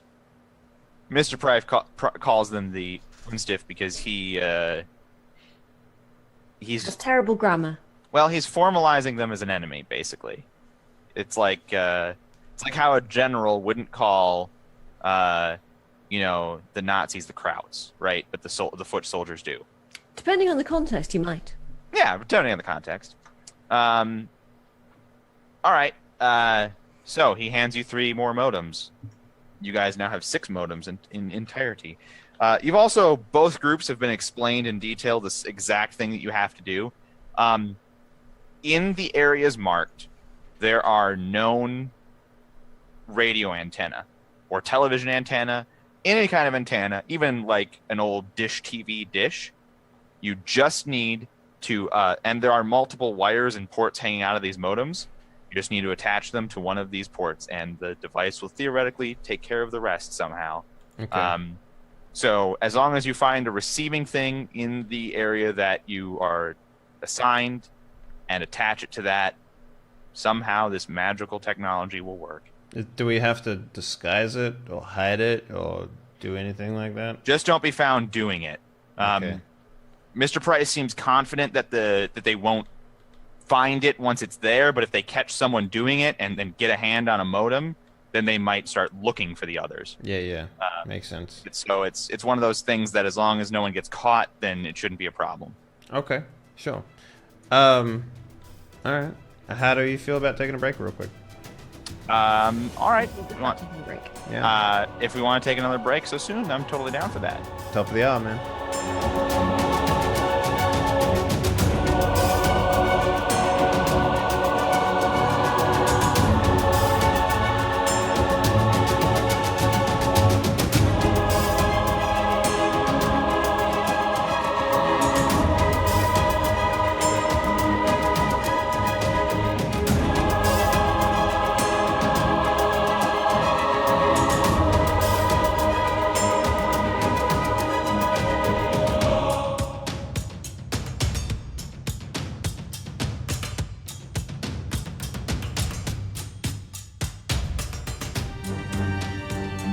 So, you guys have been given 6 modems in total. The party is still going on. Mr. Price is still going to groups and trying to recruit people for this task and others. What time Jonathan? of night is it, by the way? What? What time of night is it? It's probably edging close to 10 p.m. Your cell phones haven't been able to auto-update for 8 months. So timekeeping in the city has been kind of like, it started to go onto the vague side. People have started to be like, it's about 8, but I think my cell phone's like 20 minutes slow these days, and etc. I mean, I would have a watch. I have a watch on right now, so You, as Dave, have a watch, but most people don't have watches. Are you fucking serious? I am 100% serious. They're an I don't have a affectation. fucking watch. Okay. I have a mobile. He's Why a would I need a librarian, watch? right? You know what my librarian has? She totally has one of those locket watches. Okay. She's that kind of nerd. Well, Locket watches and grammar. as long as it hasn't needed to be wound in the last 8 months, then you have accurate time still. No, you keep them wound every day, and then you can. They still do lose time though a bit. They do. Yeah, it's not super accurate, but it's. Well, so like, the point is, like, most people use their computers or their cell phone when they are like setting their real watch to get it accurate, basically, right? That's the point. When we got our signal, did our phones change their time at all? No, because just as he described, right now you guys are creating a pirate network. Once the pirate network is up, then there's going to be a further task to get it connected to the outside world. And that's when you'll start to be able to get like GPS from your cell phone, time updates, text from the outside, and of course, camgirls.com. yeah. Locket sundial. Sundial. Fanfiction.net. Everybody's favorite. Shut it. It's close-ish to 10 p.m. Jonathan is also still talking to people about the Church of the Fulcrum, and or the Order of the Fulcrum, rather. And the mutants are getting up to leave at this point. You know, it's winding down. They've had their food. They've had their say. They've interacted with a few people. But it seems like Kent has a very short fuse, and they've had to continually disengage. In a similar manner to Dirk, only not because he gets overwhelmed, but because he overwhelms other people. Sort of the inverse of Dirk. Anti-Dirk. So the mutants are leaving, and various other groups are leaving. But some people have if sort Dirk is a nerd, then Kent is a bully. Kent is a Chad. Jock. Yeah. Some people aren't leaving though. Some people have sort of gotten around in a circle and have started to like play music, and like they're going to turn this into an evening. Oh yeah, I'm GTFOing out of here. Yeah, no. We're gonna go put up a few things, and then hopefully have some cell phone coverage. All right, so you guys leave. Referring to the map again, you're leaving from the rebel meeting. Okay. You see the firehouse on the map. Yeah. And you also see the locations that you have to put up, or that you volunteered to put up cell towers. So, what's the first target? I mean, we have to do all the ones in the middle, right? So, at this point, you volunteered to do the 3 just above the science center facility, the 1 just below that, and the 2 nearest to your fire station. I feel like if we just get at least 1 of the 2 in the middle and the 1 in the middle on the south side, I think we should be okay. I think they should be our main focus right now, but I don't know. How do you guys feel about that? Sounds good to me. I would really like to get this home to my bedroom. I mean, lab, and have a look at one of these. It's not a lab. You are literally in the barracks with the other people. I have a Bunsen burner. You put sheets up round it, okay? It's not a bedroom. It's a lab. And we can all hear you wanking in there. He wanks in his pocket space. Potting. No one can hear him do anything. I don't No. think Dirk has any concept of sexuality. Well, what are those wet squishy noises? I mean, you do He's visit cleaning his act. Experiments. Science. It's science. Science! body science. So, Sydney, I saw you talking to that girl over there. You get her number? I did actually, yes. Oh, yeah, my man Sydney. I if you go for a high five, I'm just like, it's not what you think. Ah, yeah. Yeah. All right, I just feel like we need more options other than Mr. Price.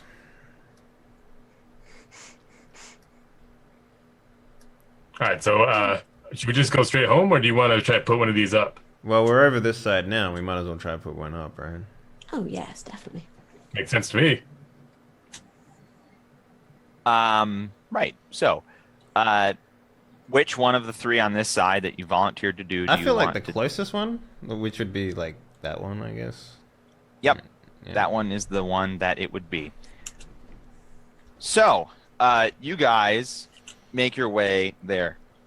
You travel outside of the old industrial part of the city, and you move into what was originally a low-income part of the city that sort of surrounded the obviously no one wants to live close to the place that smells like burning meat and soldered metal and all those other things that come out of the industrial sectors of cities.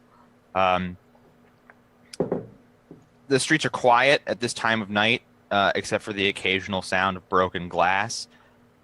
In the preceding months, that would have been followed by a car alarm, but most cars have long since lost their charge, having not been used. And he might be breaking into a home instead of a vehicle. The single home, sort of rancher style ghetto slowly turns into apartments as you get closer to the city center. And it is these old, occasionally boarded up, slightly run down brick apartments that you see only a couple blocks away, the lights of the checkpoints and the science facility. one of these apartments must have the targeted radio antenna on top. So, correct me if I'm wrong here. Do firefighters, like, I don't know how America works with this sort of shit, but fire escapes and stuff. Do we have a way of accessing them or something like that most people wouldn't know about?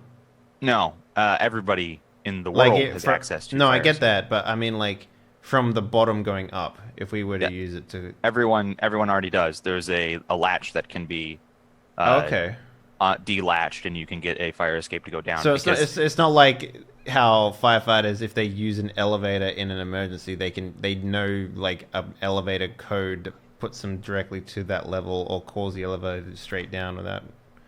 Yeah, so Why that's would you how... even elevate it in a fire anyway?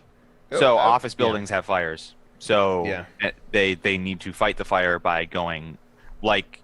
Yeah, but You know what I elevators mean? are Like, there's dangerous like to be in a fire. like, for example, if you hold down the button, it goes directly to the floor rather than stopping at anyone else who requested the elevator or something. Like, there's some sort of weird, like... They have a key that they put in and they turn it, and then they have control over the elevators. Oh, okay, yeah. For And they fire do that. escape in my area, they're actually caged up, but the firefighters have a key that they can unlock it, and it just drops down as soon as they put the key in. Yeah, a lot of places don't have that because they want the people to be able to get off of the fire escape when they get to that. It's usually the like really high crime places where they use fire escapes against. Okay, so it is a thing. It's not just like some Hollywood thing I dreamt of or whatever. Okay. And no, there are firemen do have special access to elevators and occasionally other services, plumbing as well. Yeah, these are apartments. It's sort of a block of apartments. One of the roofs here must have something appropriate. This area is slightly heavily patrolled, and just walking around on the city, on the street, that won't be a problem. No one will hassle you.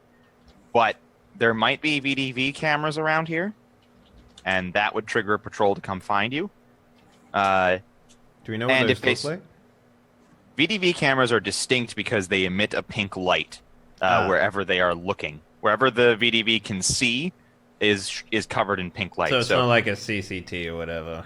No, you won't get surprised by a VDV, but if you pass through one and you are afflicted by the Fulcrum, you will trigger a patrol to come hassle you about it. The other thing is, if they see you running around on the rooftops, if they catch you up there, then they will be suspicious about what you're doing this close to the science facility. I mean, unless it's an apartment building, right? Even if it's an apartment building. Okay. So do we know if the area around the science building has been evacuated? Or forcefully it's evacuated? not been evacuated, but it is heavily patrolled. So there are people that live in these buildings? Maybe. I mean... So basically, it's like when the city went on lockdown, things became chaos. And in the same way that you are living in the fire station, people are not necessarily living where they originally lived, even if their building wasn't torn down by the construction. They maybe went to loved ones and then got locked, no longer have access. So I turn to the group and I'm just like, guys, I kind of have an idea of how we can do this without, assaulting people or, breaking into homes or climbing up buildings or anything nonsense like that. If we just go in and I say, hello, I am from the fire department. Here is my badge or whatever. I am wearing my skivvies and say, we are here to reinstate communications in the area. We need access to your roof. There is a good chance that they will allow us up. That sounds like a plan, yes. I don't like climbing. I we're was good going to stairs. guess that, yes. How many stairs? Oh, stairs? Probably at least 7 floors. So I get this like far away, just look on the place. It's all right. We can sing a cheerful song as we go up. It'll be fun. That's a lot of floors. So you said this was an apartment building, this particular roof that we need access to? You're not sure specifically which roof it is, but it's one of these. These are all apartments here at this sort of this Are they junction. linked? Could you like walk across the roofs of each apartment, sort of thing? Yeah. There's an alley in between them. They could easily have a bridge put between them. They're close enough, but they don't. This isn't like an old European city where the roofs touch. There's always an alley at the very least. Okay. Well, we're looking specifically for a radio tower. Do we need to identify which building it is first? So the buildings are a little too tall to see from here, but you could attempt to make a perception check. So, just curious, how detailed was the map that we got? Like, does it have, like, specifically the radio tower is here, or the radio tower is in this area, or this vicinity, or whatever? They were sort of vague because they want you to be able to find more than one potential target if necessary. Like, if it's particularly difficult to get on this particular building, they're just like, we know that there are radio towers here, and we need some from here to do coverage in this area. All right. So I don't mind making that perception check. Just A second. My roll 20 is having issues. cool. All right, I'm back right there with you. So hold on a second. Mm-hmm. Yeah, give me a perception check. So my willpower went up 1 or something. Everything went up 1. Okay. Oh man. Yeah, it's a critical 20. Okay. Is there crits in this game? There are crits. All right. They technically they only apply to attacks. Okay. But that is a critical skill check, which technically doesn't do anything, but is pretty nice here because it means you can accomplish a heroic feat. Yeah, you see one of the apartments still has an old but extremely large TV antenna, which you were told would be sufficient. It's definitely up there. Unfortunately, it's also the apartment that faces the science facility. So crawling around up on that roof without being stealthy about it will draw unwanted attention. But it's an apartment building, right? I mean, is it like, if I look around at the other buildings, does it look like people put like deck chairs and shit up there? And No. So, well, that's the problem with being right next to the science facility is if someone wanted to attack the science facility, they would climb up onto the buildings. They would put men and all right, supplies. I'll on believe those that. birds. Yeah. So even if they live there, they wouldn't go out there because they would draw unwanted attention and get hassled and stuff. Yeah. Makes sense to me. They're basically put like locked down in this area to some extent. So it is an apartment building, so maybe we can try and find like a landlord or something like that in this place, or just some of the residents. Well, you see the building that it is. You see the door to the lobby. A lot of the windows are boarded up, but that's not surprising these days. It's the middle of the night, so you don't really see anybody around. Oh, yeah, true that. It's Okay. like, at this point, since you had to walk over here, it's close to 11. Yeah, that makes sense. Okay. Well, how many floors is this place? 7? It is a 7-story building. Okay. All right, so we just need access to the fire escape, and then we could head up. Which side is the fire escape on? It's always in the alley. So it's in the alley between it and the apartment that is one. Okay, one so row. It's not like it's facing the same side as the. It is not facing the Unstift in particular.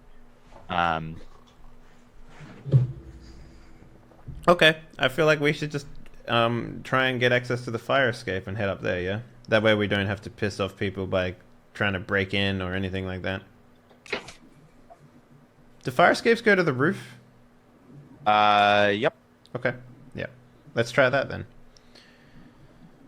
Well, at the very least, they go to the floor one below the roof, which Yeah, is sure. then just And then we one. could just like stand on the shoulders or something like that. Yeah, right? you could leg up pretty easily. Okay.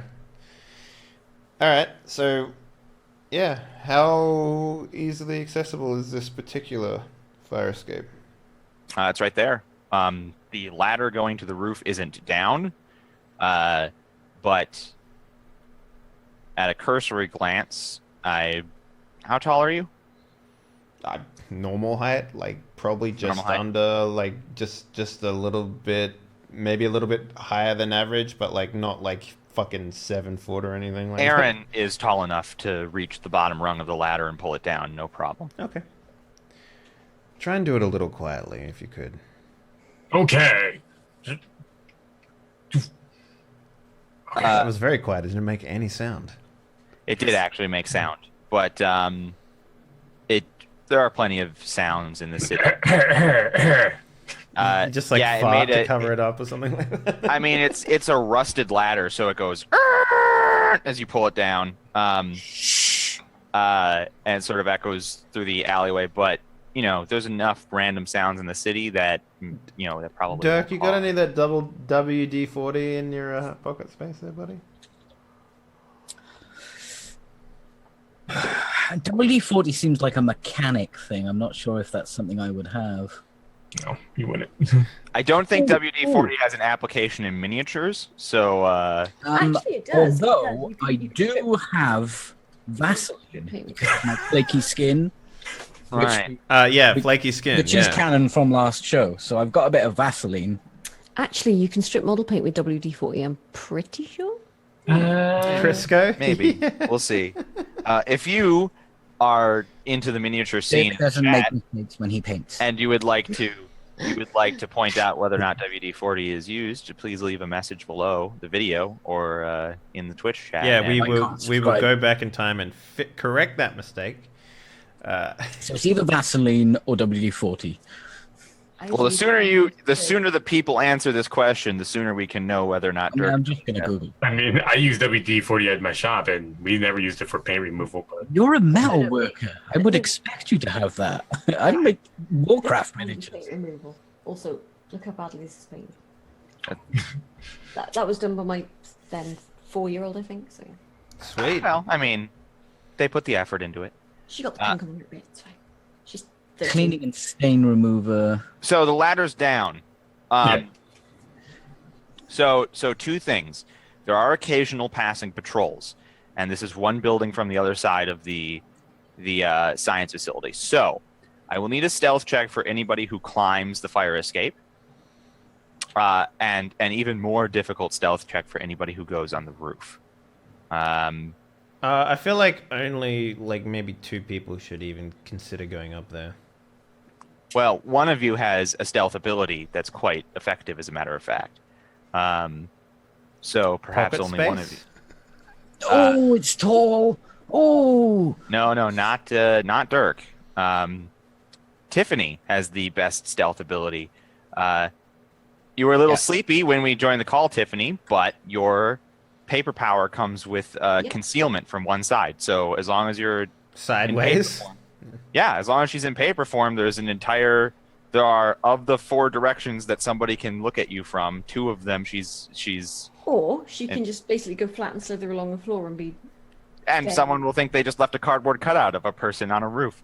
Or possibly she can can you- even crumple herself into a ball and just do a really good shitty newspaper impression. Can you when you're in paper form, are you able to lift things? Like how does that work? Yes, she So this is like the movement thing, right? so this is alternate form in which she becomes paper. Her strength doesn't go down, Okay. but she does get lowered resistances to water and fire. Okay. I hope it doesn't rain in the next 10 minutes. So It was raining earlier, so hopefully not. Not that actual water hurts her. It's just if someone used a water-based attack or if she was wet while being attacked, then she would suffer a toughness penalty. okay. All right. Well, I guess this is on you, Tiffany. Is anybody going to help boost her from the... Yeah. Like- I mean, I don't mind going up to help her get to the roof. That's not a problem. If So. you're going to boost me up, I'm going to go into paper form first, and just sort of like. Climb Yeah. up me. Yeah. So you need to make a stealth check to climb up the fire escape. All right, here. Both of you need to make that stealth check. Are you going to go into paper form before you do that? Yes, I am. And you've been given the modem, I presume. Can she Would you be like one folded of up these? and carried? Like, is that how a paper form works? The modem will still be three-dimensional, so Yeah, but it's fairly small, so I could just, lie on it if somebody looks or whatever. yeah. For the fiction's sake, I would not use WD-40 to strip paint from my miniatures. Okay. I would use simple green. Okay. I use that stuff too. That's Yeah. a pretty good Dental stealth works as check. well, but That's you like, don't what, an want that 18? anyways. Okay, No, that's a 19. stealth. Oh, jeez. How does... So, Wait, what? Is that right? No, it's not right. Well, hold on a second. Let me check it. You rolled a 1 with a modifier of 3, so technically you got a 6. However, the stealth check still passes because of your concealment. What happens is you're climbing up, and Tiffany is making a lot of noise. as paper result- tends to do. Well, making a lot of noise just on the incredibly, metal on metal I as you assume, walk yeah, I up. assume, like, mine is, like, I'm used to climbing these things, so maybe I've kind of, Yeah, Tiffany's like, oh. like how a Sounds roofer... like my mum's room when Uncle Albert came to visit. Yeah. Jesus. So what happens is a passing patrol shines the light onto the fire escape. And they shine the light to where Tiffany is making a bunch of noise, and she just sides on, and they can't see her. Meanwhile, Sydney is further up the fire escape and, like, paused, deathly still, having made no noise.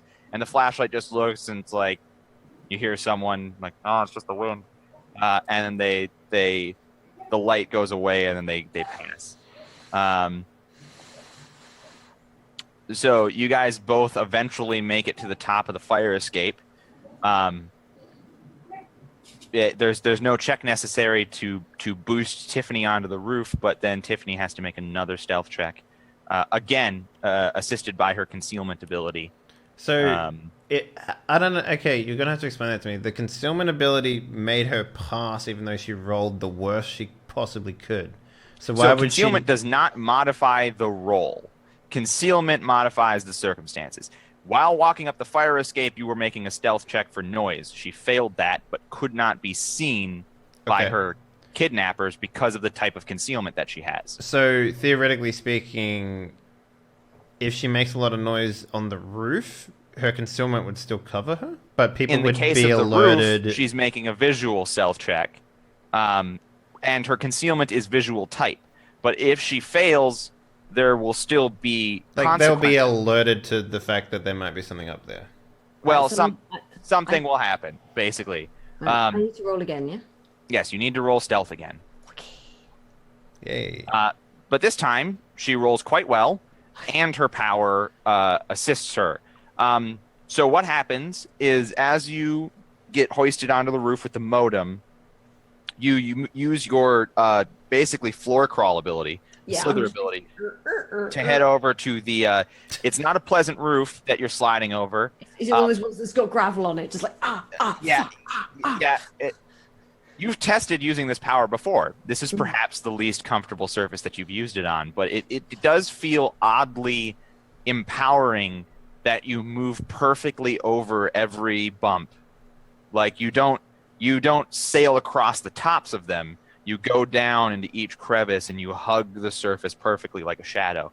I'm just like, It feels weird, but you also feel very capable. It's very empowering. When you're about halfway across, one of the routinely patrolling helicopters comes past. I freeze. They spotlight all of the roofs as they pass, just to make sure, and they sail over your roof, spotlighting it, and you just happened to stop right next to like an AC unit, and you are hidden in the shadow made by the spotlight of the like roof Yeah, AC. he's like, you hear the helicopter coming, right? Because helicopters aren't fucking stealthy. Not this particular one. Stealth. The helicopter passes unnoticed, and you are able to make the rest of the distance to the television antenna. It's a routine check to install this, which means that you get an automatic 10. Is it a technology check? Well, no, it means you pass automatically. Oh, cool. Your bonus in technology is high enough that you automatically pass. Yeah, so it's just like, right, okay, this is connection. This is like, okay, that'll... It is. Yeah. Where's Sydney at the moment? I Probably believe still at the Sydney's top probably of it. still on the fire escape, like just hiding. Okay, so from your pocket you hear, Shh. Fire Captain, this is Ace 4. Come in, over. I roll my eyes and I'm just like, hello, Ace 4. How goes the mission? Over. Shh. It's going swimmingly. Shh. You have to say over when you finished. Over. Shh. That only works if there is more than one person on the line. I'm sorry, did you finish? Over. Shh. Over. Head 4. Shh. Over. Wilco. So Tiffany makes it back after having found the correct... Like I said, these modems have been outfitted so that whatever you run into, you can theoretically install it onto. The TV antenna had a box that stopped before going into the roof. You opened that... scar in it. You opened the box. Scott. And you found a matching outlet for one of the wires that was hanging off of this modem. You plugged it in. You could actually fit the modem in that box, and you closed it again. And Nice. after a few moments, those of you checking your cell phones get bars again. I immediately mute my cell phone. So fuck. Just in there, just come on, Pokestop.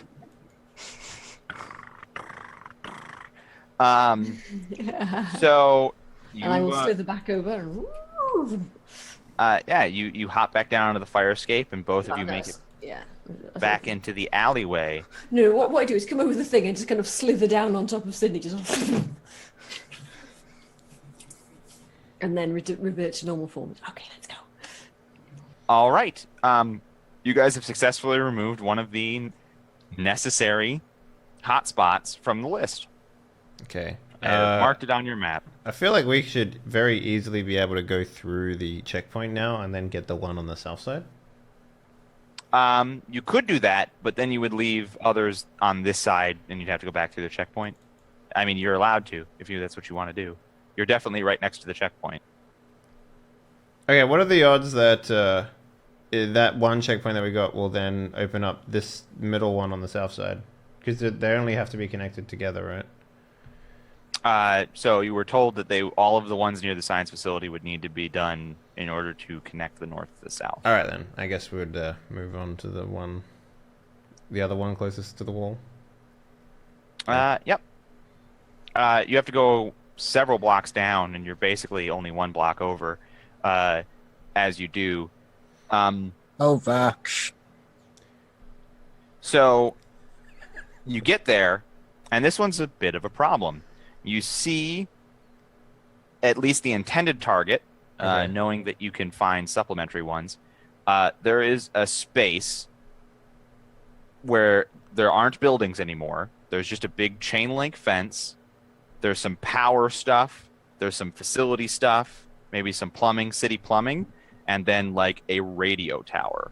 And this has got full view of the science facility. You can see it lit up in the middle of the night. It's all bright LED lights, completely illuminated, and there's no building in between this and that at all. Patrols are openly walking down the street right next to the science facility and walking past this tower. So it's a tower between and it's segregated by barbed wire fence. Is that what you're saying? Not a barbed wire fence, just a chain link one. Just a chain This link. was this was basically a plot of, and I know that some of you here don't have much experience with American cities, but basically the city will own a plot of land and put a bunch of facility access there. So a public radio tower, public piping will go through here, a power line will go through here. Like, it's basically a place for city maintenance workers to stop and check things. With that in mind, is there sewer access to allow power up to this radio tower? There might be. It's hard to see from here. If I go up another building, right, up to the roof and look down, you might be able to see it. Yeah, okay. We should probably do that. You would also be on a roof near the science facility, so that would be dangerous to some extent. Yeah. There's a lot of options here. You could even just make a perception check to try and get a better look of things. Okay. Yeah. I have an idea. Instead of climbing up to the top of the tower, why don't we push the tower over and then put the thing at the top of it and then put it back up? That would bring the tower a lot closer to us, yes. It would also make it very visible as to what we were doing. Actually, anybody with technology can make a technology roll for me right now. I don't remember if I have that or not. I don't think I do. All right, Tiffany, that's enough to pass. When Aaron makes that suggestion, you are acutely aware that the connector is probably at the base of the tower anyway. Well, the trick is getting past that fence, though. Well, the trick is getting past the fence and installing it and then getting back out before someone who can just see it in full view sees you doing it. Is there a gap under the fence? It's a chain link fence. They are typically Yeah, about maybe that big.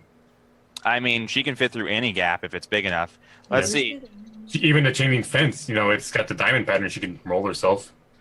No. So she does not yet have the ability to get smaller in any way. So she's just two-dimensional. So anything that she can fit through two-dimensionally is I'm just going to ask do chain link do chain link fences touch the ground? Imagine that power. We could be like, okay, we fold you into a paper airplane and just across from a roof. Throw me. Eventually, I'm just going to be there going, moisturize me. Moisturize me. Yeah. Okay. What about is it possible to install this at the base of the tower in the sewer where the power comes in? Okay, so to answer the question, chain link fences touch the ground. They've got a bar at the bottom, but the gate for a chain link fence does not touch the ground because it has to swing freely. So there is a portion of the gate that she could pass under. What was your question that you asked? The power, power. Yep. Does it have to be connected to the radio part, or can we connect it to the power conduit underneath the ground in the sewer? No, it doesn't just magically travel along electrical lines. It has to attach to the radio tower. So it's not like a boosting thing. It's some actual. Well, it is. It's thing, it's like something that's going to hijack the actual functionality of a radio tower to create a cell tower. Okay. So it needs to connect to the radio tower in some means. So there's a portion of the fence that Tiffany can pass under. I feel like that might be the best way of doing it. Unless you wanted to go in the sewer and then do the same thing. But so the advantage with the sewer one would be pretty significant. I mean, it's assuming there is sewer access, then instead of having to make a stealth, the amount of distance you're covering is past the fence, up to the tower, installation, back out, or out of hole, plus, installation, you're gonna back have in the hole. to drag this thing in your paper form, and it might not even fit underneath the gate. That's true. That doesn't get it doesn't get two-dimensional with you. So that's worth noting as well. You might get right up to the chain link fence and then not have it fit. Mm. Can we just check to see if there's... Okay, Derek. Oh, what was your idea? Well, if you go to the other side, and I'll just push my pocket through, and you can get it. What do you mean, push your pocket through? So I walk up to the chain link fence and I like get a bit of my coat and I just sort of push the opening of the Well, pocket. I mean, you need Just to fit through the hole. need to cross the road. So yeah, like you would be okay. walking in view But of. I do it with my hand. Well, my point is you. In No, order sorry. I got experiments. Right. Yes. The point is to get up to the chain link fence. You would need to make a stealth check. This because the chain link fence does not provide cover of any kind. They can see. That's what the challenge is here. So I make a hole in my hand the size of the holes from the and then you on the push chain a link piece fence. of I just cloth like push through. my pocket through. Yeah. So I just stuff my coat through. So then the pocket's there and you can just reach in and go, oh, but how would you get it? You don't know how. Well, also you don't need your pockets to actually like you can. You have the ability to sort of pull them from anywhere. But they come to my hands. We've done Yeah. that as canon, haven't we? Okay. Yeah. I don't say that. That's bullshit. Okay. It's fine. We're all still finding the groove of what our powers can actually do. You could just throw it over the top. Wouldn't it damage it though? Yeah, totally. I like get one out and it's just like covered in this like bouncy glue shit. Can I I think just it- make a perception check where we are right now to see if we can see the manhole? Yeah, go ahead. Okay. Can I look around as well? Yeah. Well, what are you looking around for? He's looking around for a manhole cover. Just generally looking around.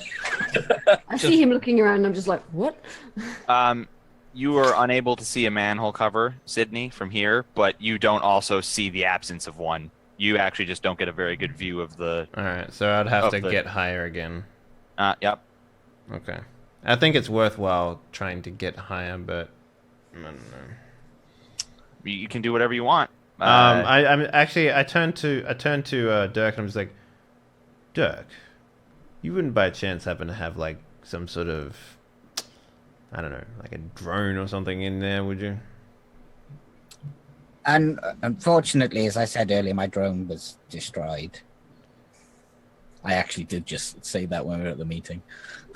He did actually say that. What about some sort of remote control car I or don't anything? think he was with us when you were explaining it. No, my drone got destroyed when I tried to fly it over the wall. Right. I'm out of teal green. And I like pull out this half painted orc figure. And I look very sad. We'll get you some teal green. Yes. Maybe. I actually don't know how to get any teal green. So, If I'm gonna get out one of these modems and I'm gonna look at it, and it's like gunked up with glue, right? I mean, it looks pretty cobbled together. Okay, so fragile. Is that what you're saying? Why don't you give me a technology roll? No, this would explode instantly upon leaving my hands. You have no inclination either way whether or not this is fragile or not. You basically don't know. You appraise it and you are so incapable of figuring out how it's supposed to work that you're not sure if this random thing sticking out is utterly crucial to it, which might snap off or not. Tiffany, can you catch? can you throw across a road then over a fence, Dirk? I can. You probably can. I probably can't catch. Did you get into college through like a football? College? What's that? That's probably more me than him, but like, yeah. Yeah, I probably I don't think I can catch, no. Unless it's a book falling off a shelf. All right, folks. So you've suggested some things here. You suggested Fuzzy just tries, totally optional or totally up to the task. You suggested trying to find a way through the sewers. You suggested climbing up high to get a better look. Which one of these things do you want to do? We do have spares. I reckon you should just try going across the road and seeing if it fits. Yes.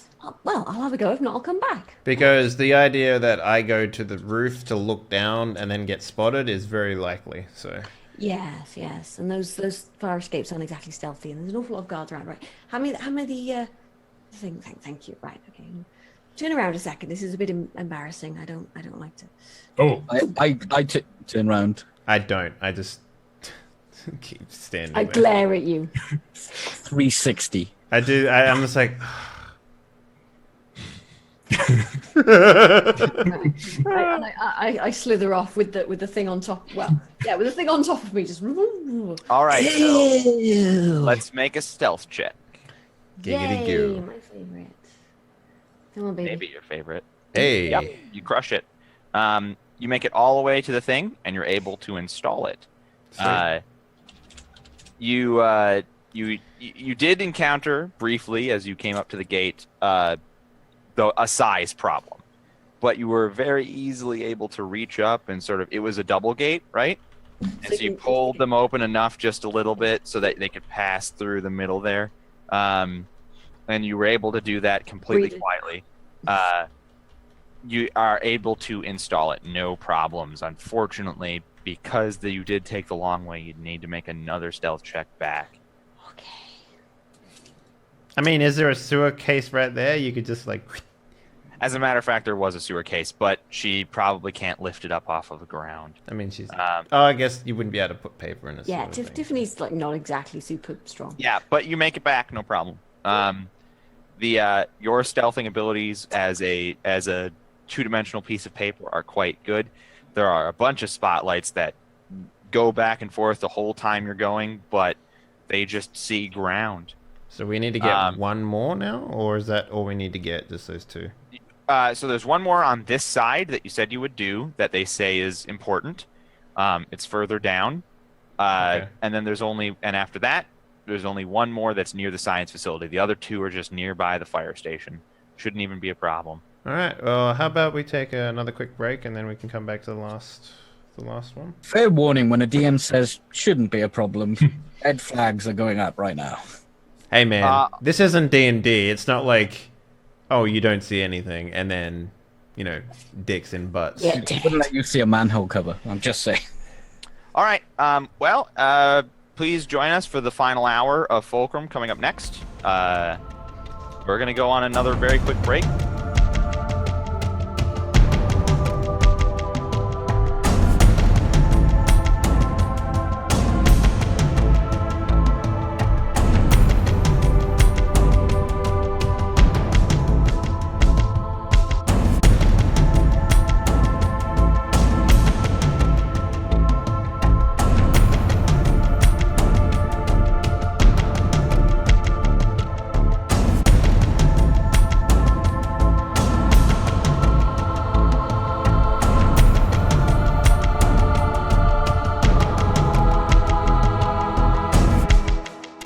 Wreckage, take it away. Yeah, so there's another tower or a thing that needs to be done here. You guys head over before crossing across the checkpoint to the final one on the north side that needs to be done. And this part of the town, it's actually office buildings. As you head to the far east of either the north or south, this is actually the financial district. And the very big office buildings, like 30, 40, however many stories tall with the sheer glass sides that are, just filled with a whole bunch of different companies. The ones of those that are right next to the science facility have been locked down because they're too hard to patrol and monitor and make sure malcontents aren't getting up in there to attack the science facility. So the doors have been locked and they have been secured for the safety of the science facility. Okay. And it's in this office park, these tall buildings, that this next one needs to be installed. You're not sure immediately where. You don't see from ground level where this needs to be done. Is this like the main office hub of Canada City? This is the financial district. Like nearby is the mayor's office. There's also, the county DMV, a mall, like all of the things that are at the actual core of a downtown, right? Financial and downtown are two different things. In one of these offices. As a matter of fact, you probably did work down here. You probably did IT for one of these big buildings. So what is Why the don't you roll me- likelihood of him being like, Dirk, we need you to set up the satellite communications because for some reason we're getting static. Go up to the roof and fuck around with the antenna. Dirk, why don't you roll me expertise IT? You have that on your thing.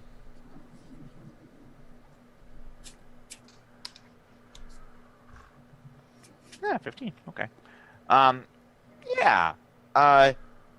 Not only have you worked here, your building is in the area, and you happen to know that even if your building isn't the intended target, you have the supplies in that building to create a functioning antenna or receiver or radio dish that could be used instead of going to whatever place might be the intended target. I used to work there. I have a lab there, A lab? a laboratory, where I used to do my experiments. Now, when you say lab, do you mean computer lab? Because I would believe that the computer lab. Yes. There are computers. Yeah, I have a Commodore PET there. I'm sorry, a what? Commodore PET and a VIC-20. Is that like a car?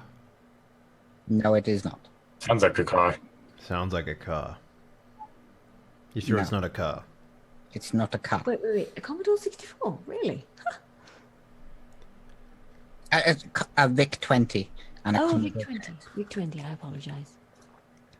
Hey, anyways, where's, is your tower in the lab? No, but I could probably make one. You could make a radio tower. It's pretty easy, can't you? No.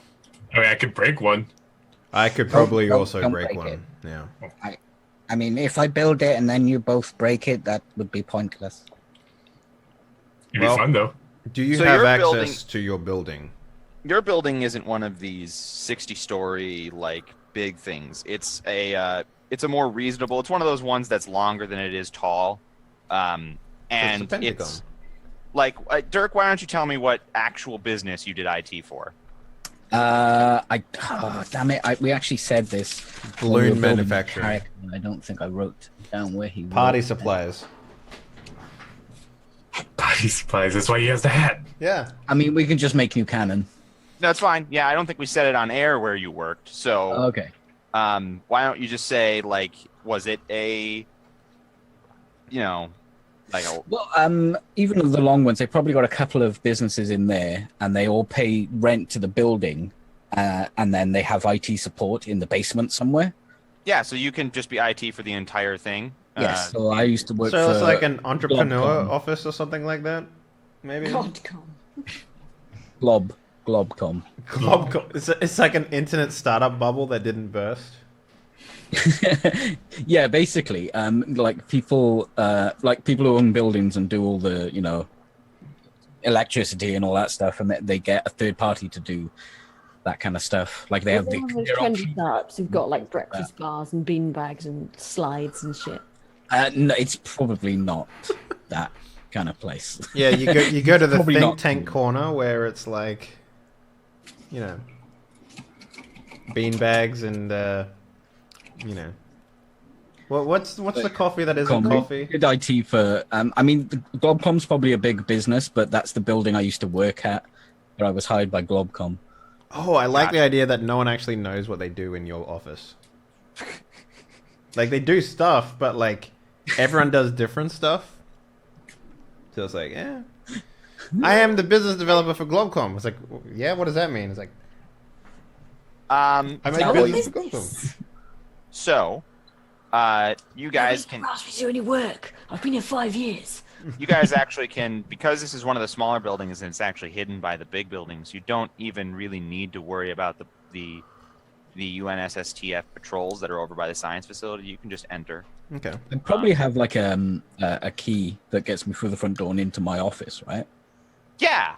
Kind of like a So- wait staff key where you just kind of come into the back because you're IT. Or like a pass Well, so card. actually, you've got the card, right? Yeah. And you go up to the thing and you swipe it, and nothing happens. and you look in, and the entire place is just black. There's no power. You've probably, if you work for IT, you probably had to do the tape backups and shit, right? So you've probably got keys for the place to get in after hours because tape backups take forever. Yeah, what I'm saying is it's a key card place, like a swipey. And all the power's off. And the power's off. There's also just a piddly glass door in between you and getting in. Is there a gap under the glass door? No. Ah. Can I cut glass with my blood? Sure. As a matter of fact, there's a table that describes doing exactly that. Really? So I could do like the whole burglar, like cut a circle, then reach in and unlock the door sort of thing? So, in this instance, what it means is you use your array power to do your damage attack, and what you're trying to do is damage glass. So you only need to do enough damage to break glass, which is incredibly easy to do. Yeah. But I want to do it with precision. Right. So that's what makes it difficult. Okay. That's what makes the check difficult. No, I also have like a demolition skill here. Hold on a second. Let me reopen your character sheet. So first, you do have demolition. So yeah, why don't you roll demolition? But over in the miscellaneous part. If he's about to do this on the front door, I'd probably you should probably go around the back. I have windows into my lab. Oh, I was just gonna punch the door. The front door, right, with the road next to it and stuff. Mm-hmm. Okay, well, if you feel that's that better, does seem then... like a better idea, actually. Although what were you going to do to the door? Because pick the lock, was it? So I like bite my thumb, and fuck, and then like maybe like a little tiny like surgical tool or whatever comes out. It's like at the extent of my fingers, and I just sort of like put it into the glass and twirl it. That's how I imagine I would do it, and it just sort of cuts it. So are you doing it here, or are you listening to Dirk and going around back? We'll go around the back. Yeah. All right, you go around back. So ultimately, you still have to make the same check, which is roll your so under close combat, roll demolition, but before you do, add 5 to it. To the other? Yeah. So that's sort of miscellaneous. Okay. What we will do is we will make a shortcut for your abilities, but especially this one because you're also adding demolition because you're attacking an item, like that would be the best way to do it. 11. All right, 11. What did I roll there? A 4. Yeah. Nice. All right. Let me see here. Materials toughness. I'm trying to figure out if the actual material rolls a check or if you just have to beat the toughness. It's like a hardness on it or something, maybe? Well, so toughness is the exact same stat that people use to resist damage. When people do it, they roll a d20 and add their toughness. And it's looking to me like you do roll. But that's a rule that I will double check in the week before next. Okay. So in this case, glass only has a toughness of 1. Okay. So what's that? Does that remove? Okay. All right, so I have to. check. It's a competitive. Okay, you compete against it. Gotcha. Right. So your attack overdid its toughness by several degrees of success. Because you did it by several degrees of success, that will also grant you the capability to do it precisely. When damaging objects, the degree of success is important. Okay. It's what allows you to damage it the way that you wanted to, or not. That's on the damage attack. So it's a rules difference as well. between me doing that exact same thing and the glass just shattering. It would also be the difference between you trying to do it and just like scuffing the glass. Damn it. So because an object can't repair itself unless it's an object that has like nanites or something, which this system does support that. But the basic damage material rules involve you like I wanted to bend these bars or like rip them out, but I didn't succeed by enough, so I just bent them a little bit. Then I do it again next turn and pull them out because I've already damaged them. It's okay. basically like a degrees of damaged thing. Makes sense. Which is the exact same way that damaging a person works. You continue to punch them, and they start to get tired and tired and tired until eventually your attack does enough damage in a single attack to knock them out. There is no actual health bar that goes down in this system. Right. Yeah.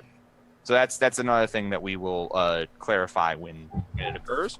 But in this case, your degrees of success are sufficient to you cut a hole, make a slot for your hand, you can reach in and unlock the window. Piece of cake. I say, I'm like, piece of cake, and I like wipe my forehead, and I got blood on it. I'm like, fuck. I get a Hello Kitty sticking plaster. Yeah, I like put it on my thumb, Oh, isn't that fetching? and I'm like, thanks. You got a napkin in there? They're like napkins. Do you want a used one or a fresh one? I feel like Peachy is right now thinking I need to get a box next to my computer where I just have things so I can pull The thing them is, out. I'm role-playing a nerd, so I can easily just grab random nerdy shit and just like, I have this. Yeah. I mean, you just did the pencils one. That was pretty You great. don't think that the desk is already surrounded with like 4.5 tons of So food? and then I think for a second Oh, that's what after you- wiping off my face, I'm just like, you wouldn't happen to have a fruit box in there, would you, with like orange juice or something? Snack pack. I like take it, and I'm just like, I start sucking on it. I'm just like, thanks. So yeah, you guys walk in the window. This place is a mess. It looks like it hasn't been. It looks like it's been left to its own devices for months. Just as I left it. So yeah, we all What's that jump in smell? there, and it's like we just jump into like piles of paper and shit, or like one of us jumps into like a pile of pizza boxes or something. Like nobody comes into my office, so it's basically like a teenager's bedroom in my office. So Are these empty Chinese food cartons? I'm hungry. I don't think they're empty actually. Is this rice or oh god, that's not rice. That's not rice. Oh. If it's not rice, what? Oh, it's maggots. Okay. So They're moldy. What? How do maggots go moldy? Dirk, you have all the supplies you need to make a functioning receiver and transmitter. Okay. In the place. I need you to make me a technology roll, but you can't fail. I would like to use effort. Okay, so you can't fail. The only thing that this determines is how long it takes you. And now we've got our first call to use extra effort. Extra effort is a effect in this game that is it's trying to model the idea that in this moment the hero is giving all that they've got to do the thing. When you use extra effort, you can gain an additional standard action. You can gain a circumstance bonus. You can increase your powers. You can get a new stunt. You can do resistances. You can retry something that you failed. You can increase your basic stats, blah, blah, blah, blah, blah. Here, I assume you're going for the circumstance bonus. The result of using extra effort is that you end up exhausted, and Peachy, you're muted. You dip. Basically, I want to do it as quickly as possible. Okay. So you use extra effort and you exhaust yourself. Roll me technology and add 5 to it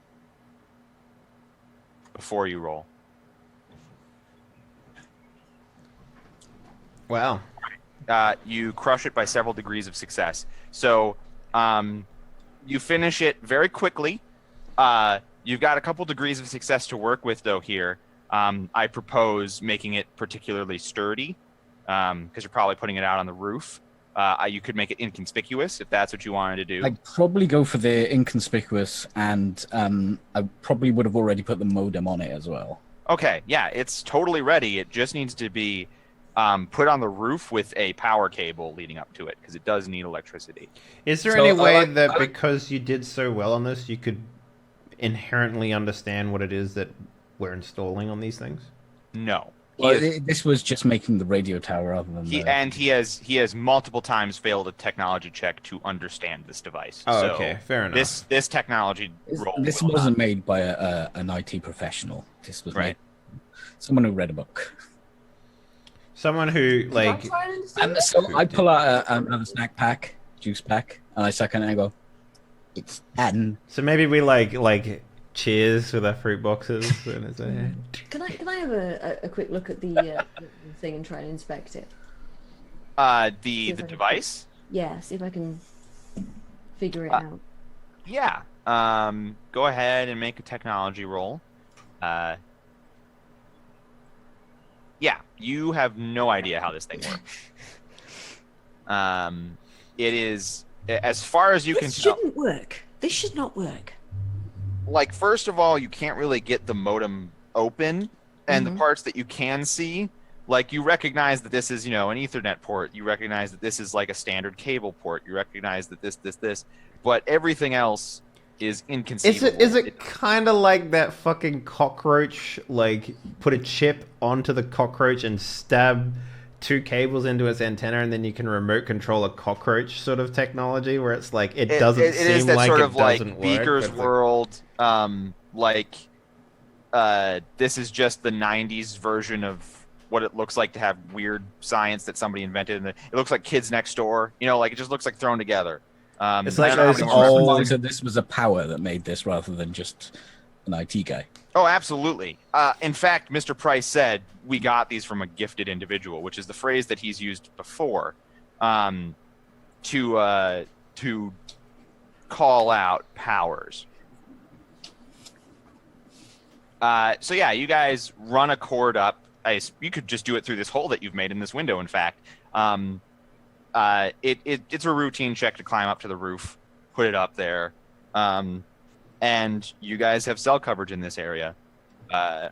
Sweet. I'm gonna grab like my workstation PC that I keep here, and maybe the Commodore PET as well. And I'm just gonna you guys see me holding this like big ass fucking like expensive PC, and then it just disappears. I was gonna ask if you wanted me to carry that. Carry what? He's so excited. That smile was deeply unsettling. Speaking of carrying what, your final dangerous one that is going to be difficult, and the other ones which will be totally fine, is on the other side of the checkpoint. They are going to ask for all of your stuff, and they're definitely going to wonder what those modems are. Well, he puts them in his fucking space, man. Exactly, but I need to make sure that Dirk is going. I mean, I've been storing them in there because I'm not going to carry them around. Yeah. He's not a carrier, Dirk. Right. He's just a hoarder. So do you guys take the checkpoint then, or is there anything else you want to do on the north side of the city before you go home? Not really. No. I mean, is there how many bars are we actually getting? You're getting full bars. Full bars? Okay. Full bars.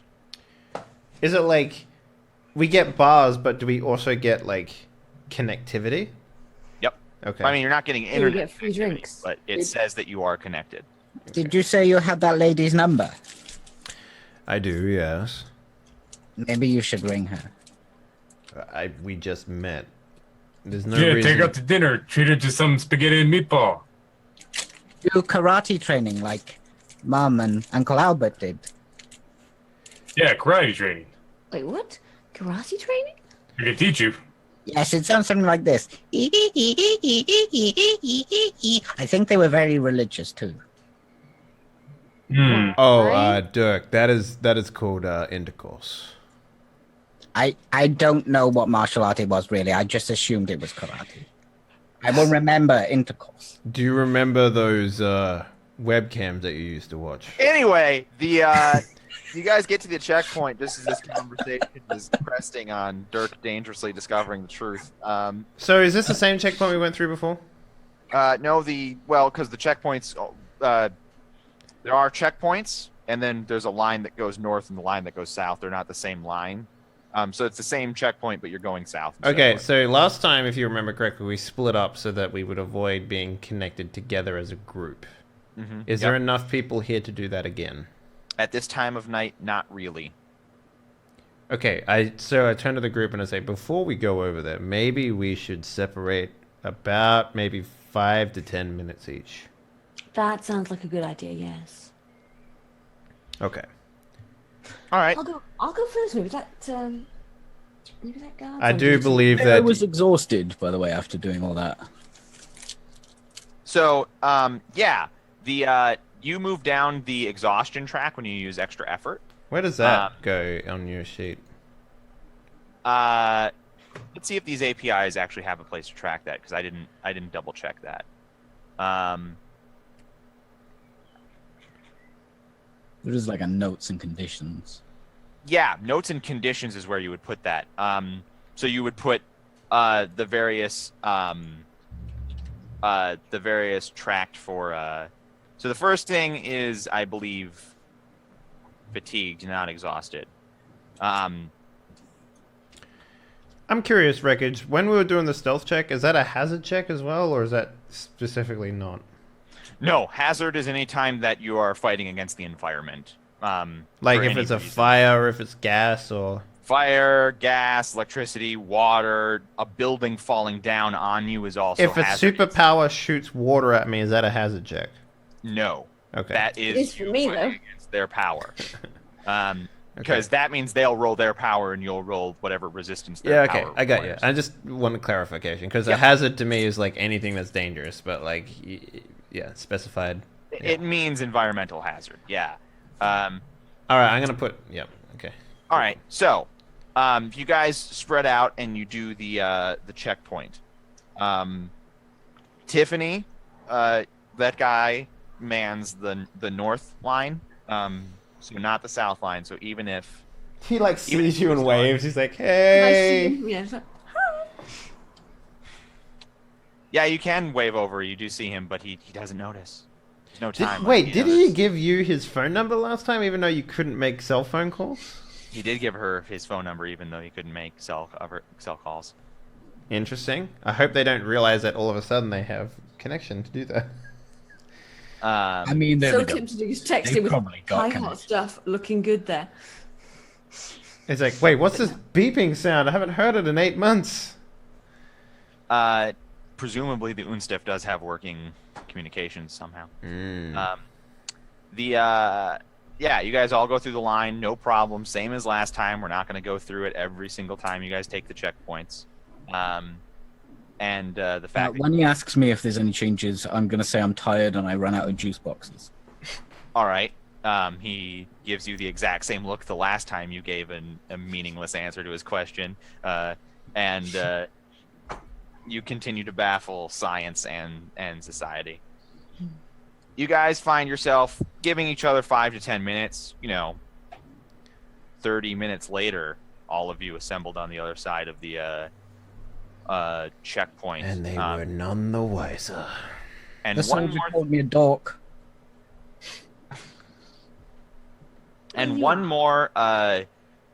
extremely difficult modem to put up before you go home. Okay. You head there. It's in between. It's literally on the line between you and the firehouse, and you're not sure exactly where it is. But this part of town is sort of a storefront street that got vivisected by the science facility. So there's like video stores, restaurants, etc., etc., etc. And so no building more than like a story tall, all with like roofs and signs and like lights, and some of it's still lit and some of it isn't. You don't immediately see any radio antennas or even any tall buildings. Is there any sort of like...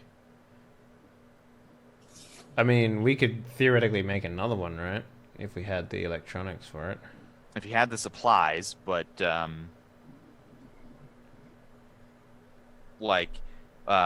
Dirk knew exactly what he was dealing with at his IT company, so he Sure, even yeah. knew exactly what to use.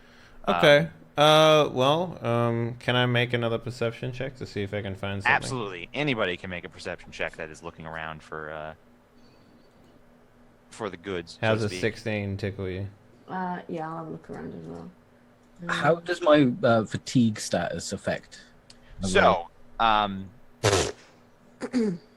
let's talk about the first form of fatigue. You move at half normal speed. For now, I believe that's the only actual problem, and you can't. Half the normal speed? Damn. I keep going like, come on, hurry up. Stop going so fast. He's toddling as fast as his little legs will go, but he's tired. Yeah, and then a fatigued hero who uses extra effort becomes exhausted, and an exhausted hero who uses extra effort becomes incapacitated. You literally can knock yourself out. So that is... Anyway, Dirk, you immediately see a good candidate. There is a shady video rental store that Pirate radio XXX station. Yeah. ask about what's in the back, that sort of video rental store. And it looks like the guy who ran it, if he's not now, was living out of his video rental store. There's an AC unit in the window and a dish, satellite TV dish, installed on the wall, the exterior wall pointing up to the sky. That would be perfect to use, except it is swathed in the pink light of a VDV camera that seems to be watching the alleys and buildings in this area. Okay, so I sort of nudge Aaron and say, "Look, by Dave's anime store." What was the name of that store again? Dave's anime store. Dave's Anime Store.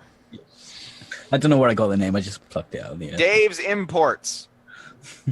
That's where It's I got got a, all it's my got a anime sort of from. Anime bootleg import. picture of Naruto that's sun dried in the window. Yeah. Ask about what's in the back. XXX hentai. I don't know what's in the back. I asked him. He didn't tell me.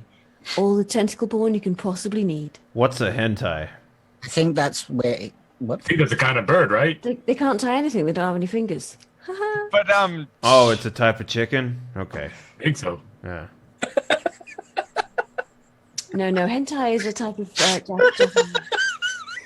Is that Dirk laughing like that, or is that you laughing like that? Okay. Hentai is a type of Japanese smut or pornography. It's Japanese slice of life. Is that the same thing that you can buy in a It's- vending machine that girls No, wear? that's knickers. Oh, they actually do that in Japan? Apparently so. What? Used underwear? Yeah. Yes, I agree with you on that. I didn't think we came here to talk about underwear. Oh no. But look, there's it's like a satellite dish, right? Yeah. It's a satellite TV dish. We could use that. Hang on. I zoned out slightly on the description of where it is. Like, the problem is that it's being watched by a VDV camera. You can tell because of the pink light. So there is a satellite television dish in full view right there, but it is being watched by... Is this the type of thing Could where it like I- rotates, or is it just pointed?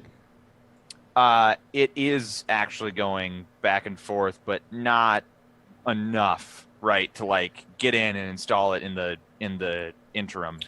Do I think that I could install it if I got inside and use the wires from inside the shop? Maybe. Like that dish obviously connects to like a box for a television, and maybe you could rig it up so that half of this building is being watched by the VDV camera. So you would have to like find a window or maybe bust down a wall. What are the chances that Dave's smut would actually be transmuted over this connection?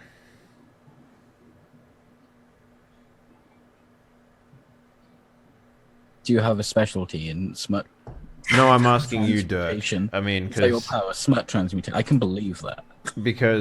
the reason why I want to know is because if this is the one that connects us to everyone else, I don't want to have to take a phone call while listening to a Japanese girl ejaculate. Technically speaking, women do it. I mean, there is a certain amount of, but women generally don't what I would term ejaculate. I mean, so, there is such a thing as squirting, but the scientific papers are all very iffy about it. So It's just a word. So there's a building that you guys need to get into that's half watched by a VDV camera. I have an idea. What if we break the camera? Wouldn't they then I was know? going to say, is the camera wired? So the thing about VDV cameras is put into your mind from Half-Life 2. That was peachy. Yep, we lost Peachy forever. Nope, he's back. Put into your mind the Columbine from Half-Life 2 and the way that their crazy tech would be like stuck into a wall and then just be there, right?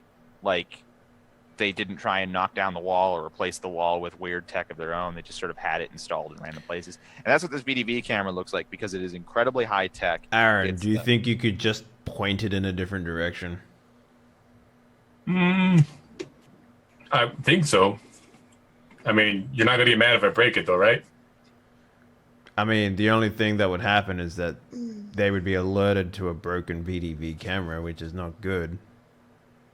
If we want to stay anonymous. If we do anything to the camera, we're liable to trigger a patrol. What if we just look for another way of putting up this thing? I mean, we could just break into the building, as Dirk said. Yes, that might be the best way. I'm just worried that my fragile mind will be broken by what's in there. You will have to roll comprehend eldritch truths. I actually cannot be feared. I took a talent. Right. Yep. So Japanese porn will not scare me.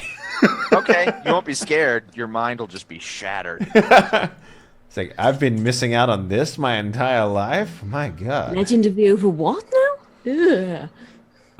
Just burst. The moment I walk in there, next session, I'm going to evolve my power so that my right arm is stronger than my left arm. That's dumb. Anyway, what's the plan here? You've proposed several ways of... I think we should break in, honestly. I think we should break in as well. Yeah, I feel like even touching that camera might have some sort of remote sensitive thing, even if we're not aware of it. And breaking into a smut store is a lot easier to swallow than fucking around with the government's, I don't think swallow is the word I would use for this situation. Well, Spit? It's rude. So, on the side of the building that isn't being watched by a VDV camera, there is a door to, bring out garbage and stuff, but it's a big metal door, no window. Any gaps? No gaps big enough for you. Does it have keycard access? It does have keycard access. So, just a hypothetical here, because I know that I can't do it without having an upgrade. If I put my blood in between a wall and a door and then made my blood go like that and push the door, is that something that can be done in this game? So yeah, that would require an upgrade though because it's a modifier to No, I get create that, power. but what upgrade would that be? Let me go check create real quick. I think it's actually written there. Because I could just create an object that pushes outwards, right? I mean, and I have that ability right now. Stationary, tether, you can't inject. I think you need a modifier onto... I'm not actually sure which one you would use. But you would need a modifier that allows you to change the item you've created once you've created it, which isn't written down specifically, but we can look at the list of modifiers later and see what you would need. it might also just be easier to create a specifically damage object attack. Like sometimes it's easier to do that and then. Well, the idea isn't to break the thing; it's to just use it as it's functionally intended, but apply enough force to open it. That would be breaking it. You'd be breaking the lock. Okay. Or the door or something. Anyway. Can anyone pick locks? Nope. I can. I mean, I kind of can break the lock. Perfect cut with your blood. Yeah, well, I mean, you wouldn't be perfect. It would just sort of, if the blood would fill the lock and then explode it, I guess. But like, it wouldn't. I wouldn't be able to make a. Yeah. Aaron. Let me break it. You have super strength. Come on, let me break it. I just Can you do don't it want to quietly, deal with though, you 'cause being they're right over emotional there. at the end of this, okay? Like, go ahead, I guess. Can I break it? Yeah. Yeah. As I like turn to Dirk and I'm just like, just get a box of tissues out or something. All right. So, as described I know to you earlier, have them. you have enhanced traits that increase your stamina and your strength. They, however, lower your presence and your awareness, and that is flavored as your emotional instability. You don't get stupider. You just become a moody teenager, and you become unlikable. So you can activate that at your discretion. When you do, your strength goes up by 8, your stamina goes up by 8, your fighting goes up by 4, your awareness and your presence both go down by 2. Okay. Unfortunately, there isn't a easy way in the API to get it to switch back and forth when you do it. So just put it in your miscellaneous box next to your abilities, 10 up or 2 down or whatever it happens to be, and that should auto-calculate anyway. That way you won't lose track of where you are without your power. Okay, I gotcha.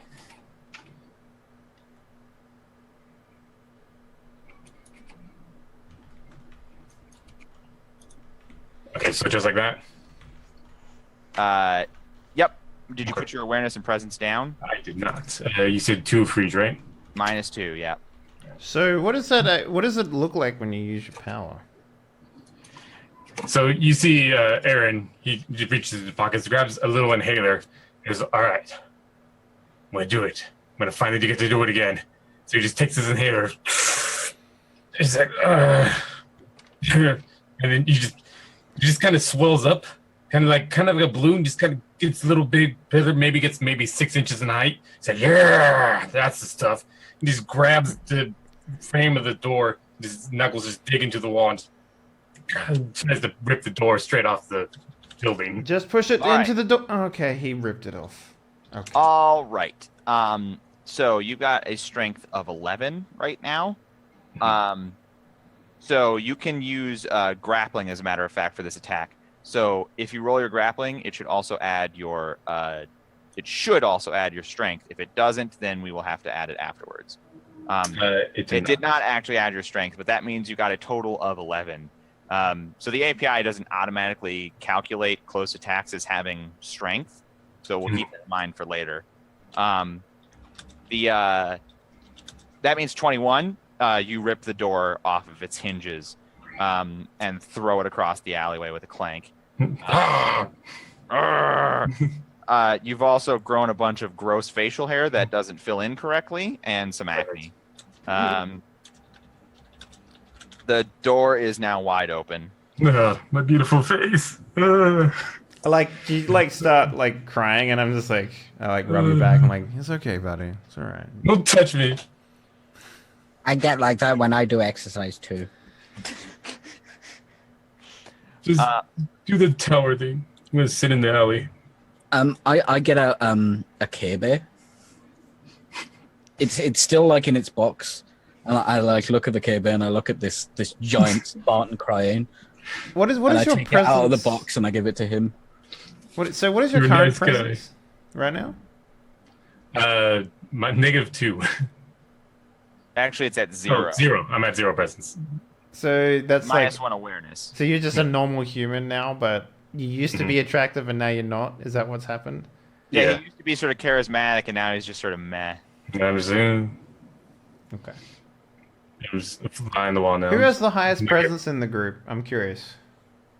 Aubrey. Aubrey? What's hers at? I thought it was Tiffany because she was fit. Oh yeah, Tiffany's also fit. So Aubrey has the best sort of charismatic. Is that like presence. a 4? Let me Mine's- open it. Mine's 3. Also, Aubrey is a male. They both have 3 in presence. Okay. But Aubrey's is charisma, conning people. Yeah. Tiffany's is just being pretty. I just kind of wanted to get an idea of the scale of the group. So. Yeah. Yeah. For the group, God. Actually, Aubrey's will be 4. Now that I think about it, so she will technically have higher. Anyway, you guys open the door. You can basically go in through Dave's anime store. It is not a pleasant place right now. There was some ramen left in the garbage can when Dave bounced, and it does not smell pleasant in here. Did he take his statues? I or are have they a still- question about the pink light. Is Yeah. it like flooding into the shop?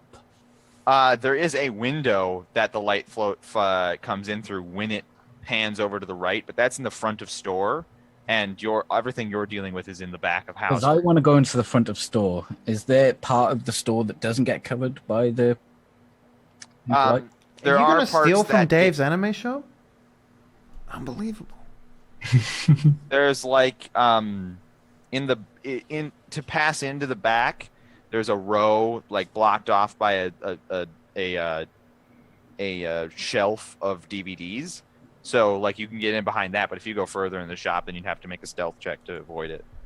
Okay, I'll just go into that little bit and I'll grab. I was going to grab more, but I'll grab like 2 box sets, anime box sets, Okay. and I'll decide what they are when it's funny and I can bring it in.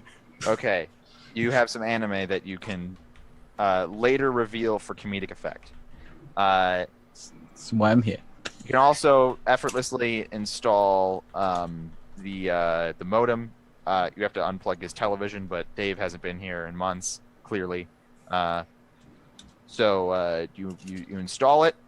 The door is no longer attached to the door. So someone else might come snooping around in here, but if they're not looking for the modem, then it shouldn't be a problem. So maybe I'm just like in the alleyway with Aaron. I'm just like, hey buddy, do you think that maybe when we're done here, you could put the door back? Just even if you just lean it up against the thing. Fine. I'm like rubbing his back at the same time, and it's just like, you know, you're really useful to this party. It's unbelievable how useful your skills are. I know. you just like finger in the dirt, like drawing like a cat face or something like that. just whatever kind of mud and grime is in the alley. Just You're drawing like a Spartan in the ground or something. yeah. This is me.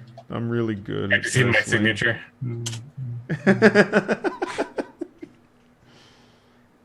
Right. So you guys do all of that, and you are done. Sweet. You have successfully marked off the 4 difficult and also crucial cell towers that are necessary to connect north and south. You haven't done the one that would cover your home yet, but it's now probably edging past midnight, and it'd be pretty simple to just do it in the morning. Sure. Yeah. And is this one of those things where we can just like assume that we did it because we're running out of time for the episode today? So. Well, we're going to end the episode here. Yeah. Do some outros, but we're bed. going to end. Aaron, try not to get Grumpy Bear wet. They were made in a Chinese sweatshop. They don't stand up well to moisture. Them and me both. You guys head back to the fire station and you catch some Z's. Aubrey. What's does not Stripe return. doing? Let's get a Stripe update. Stripe. It's Stripe the kind of dog to meet you at the door. Yeah, Stripe's my bro, man. Behind everyone, terrified. So, Stripe, Stripe left a present for you on the patio outside. There's a doggy door for the fire station. He at least didn't poop in the kitchen. Yeah, he knows not to poop in the kitchen. He did it This once. time. Knows not to poop This inside. time. Yeah. But he also typically gets a walkies, and you guys were out all night, so he just pooped outside and went right back inside. He knows Stripe's smart enough to know that the city's been kind of dangerous lately, so he doesn't wander far. But he's very excited to see you. He's hoping you're not. But he's got that dog thing where he's like, "Are you mad about the patio?" No, I'm not mad. Because if you're mad about the patio, then I won't be.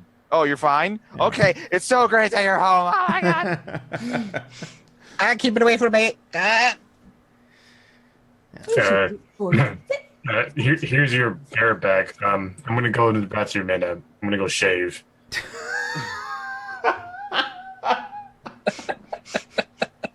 Have you got the Timorag just sort of like two tufts here thing? I'm holding like Grumpy Bear above, like as I walk past Stripe. Does Stripe have powers? Oh man, that's a good question. We will never know. Because there's no way of knowing if the dog has powers. He can read your mind. I mean, if you guys kidnapped a VDV camera, if you managed to get your hands on it, then you could know everybody who has powers. Yeah. Maybe if I walk him through like a checkpoint one day, they'll check him. So yeah, thank you all for joining us tonight. We got a little bit done. We used some powers for the first time. Unfortunately, Kelsa wasn't able to stick with us, but she'll be with us next week. Presuming, of course, that everybody is free next week and nobody's house burns down or whatever. MVP, Paper Lady. Yeah, Paper Lady got most of those modems. We're having a great time here. She is sleepy though, and so is Peachy, presumably. So we're gonna head out for the night. Dave, why don't you throw us to the outros? Sure, yeah. All right, let's do some outros. Let's start off with everyone's favorite paper lady, paper mache, paper origami, paper something, paper plane, Miss Fuzzy Freaks. Hi, I'm Fuzzy Freaks. I do fuzzy things on my channel, twitch.tv/Fuzzy Freaks. I'm currently kind of cracked out on RimWorld and the game that I was playing today, which is Project High Rise, yes. And yeah, and I do stuff. I'm going to bed soon. That would be lovely. We're all very excited for you. Speaking about bed, someone who would never have bed hair ever again, Mr. Peachy Pixel. Because he's going bald. Did you notice? I did. I saw the fucking tweet photo, and you're like, "Sup, guys? I got a haircut. Just got a new haircut and stuff." Oh my god! Look at those likes. Oh, you guys! Oh, I wasn't expecting. I woke up like this. No makeup, no filter. Hey guys, I'm Peachy Pixelate. That's the number 8 of the letter 8. Follow me on Twitch or Twitter. It's up to you. The power is yours, but you have to follow one, otherwise the world will end. I'm sorry, not my rules. I just follow the rules. I don't make the rules. What if your Twitter account gets vivisected? So what you're telling me is that it's follow Peachy, save the world? Pretty much. You can't disagree with the GM because the GM is God. That's just how it works. Save the cheerleader, save the world. Yeah. Speaking about the group's resident cheerleader, let's talk to Nightmare. Hello, everyone. I'm Nightmare. I'm the group cheerleader. Apparently, I stream. I stream 6:10 Pacific Standard Time. None of you know what that means. I'm kind of hooked on World of Warcraft right now with the new Legion expansion. I'm loving the changes they've done with it so far. I'm still learning what everything does. So if you want to get back into WoW or you're curious about the changes, come by, drop me a follow, and we'll hang out. All right.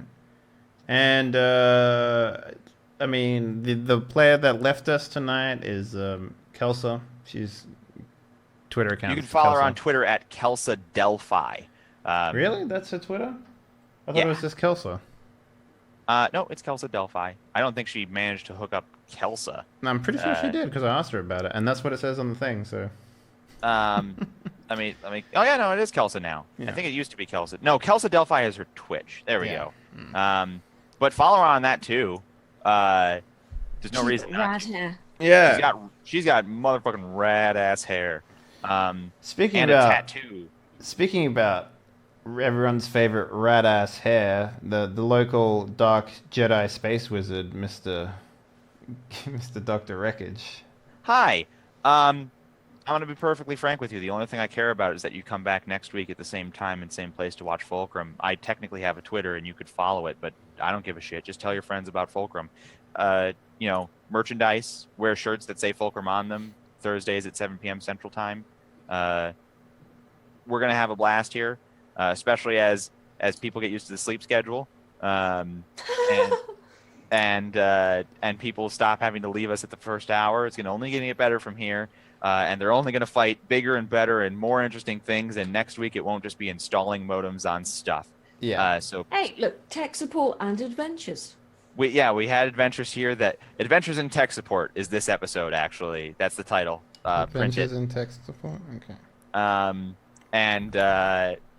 Please come back next week and tell your friends. Dave. Hey everyone, thank you very much for watching. If you haven't done so already, please consider following the channel. You can find all the archives that we do for a lot of Die Party games over on the YouTube or the SoundCloud if audio podcasts are more your flav. We have 2 currently active running Die Party games, which is Night City and this one. Night City is a Cyberpunk 2020 adventure, which is about to go into its 2nd season pretty soon. And we are starting up a 3rd game, which is called Iron Saddle, singular, which is a Stars Without Number Western pulp adventure game. It's going to be great. And that's pretty much it, guys. Thank you very much for watching. Come back next week, do all that cool stuff. And remember, if a lady who's red has a tail gives you her phone number, wait at least 3 days before calling her. All right, guys, we out. Scientific fact. Later. Bye. Bye.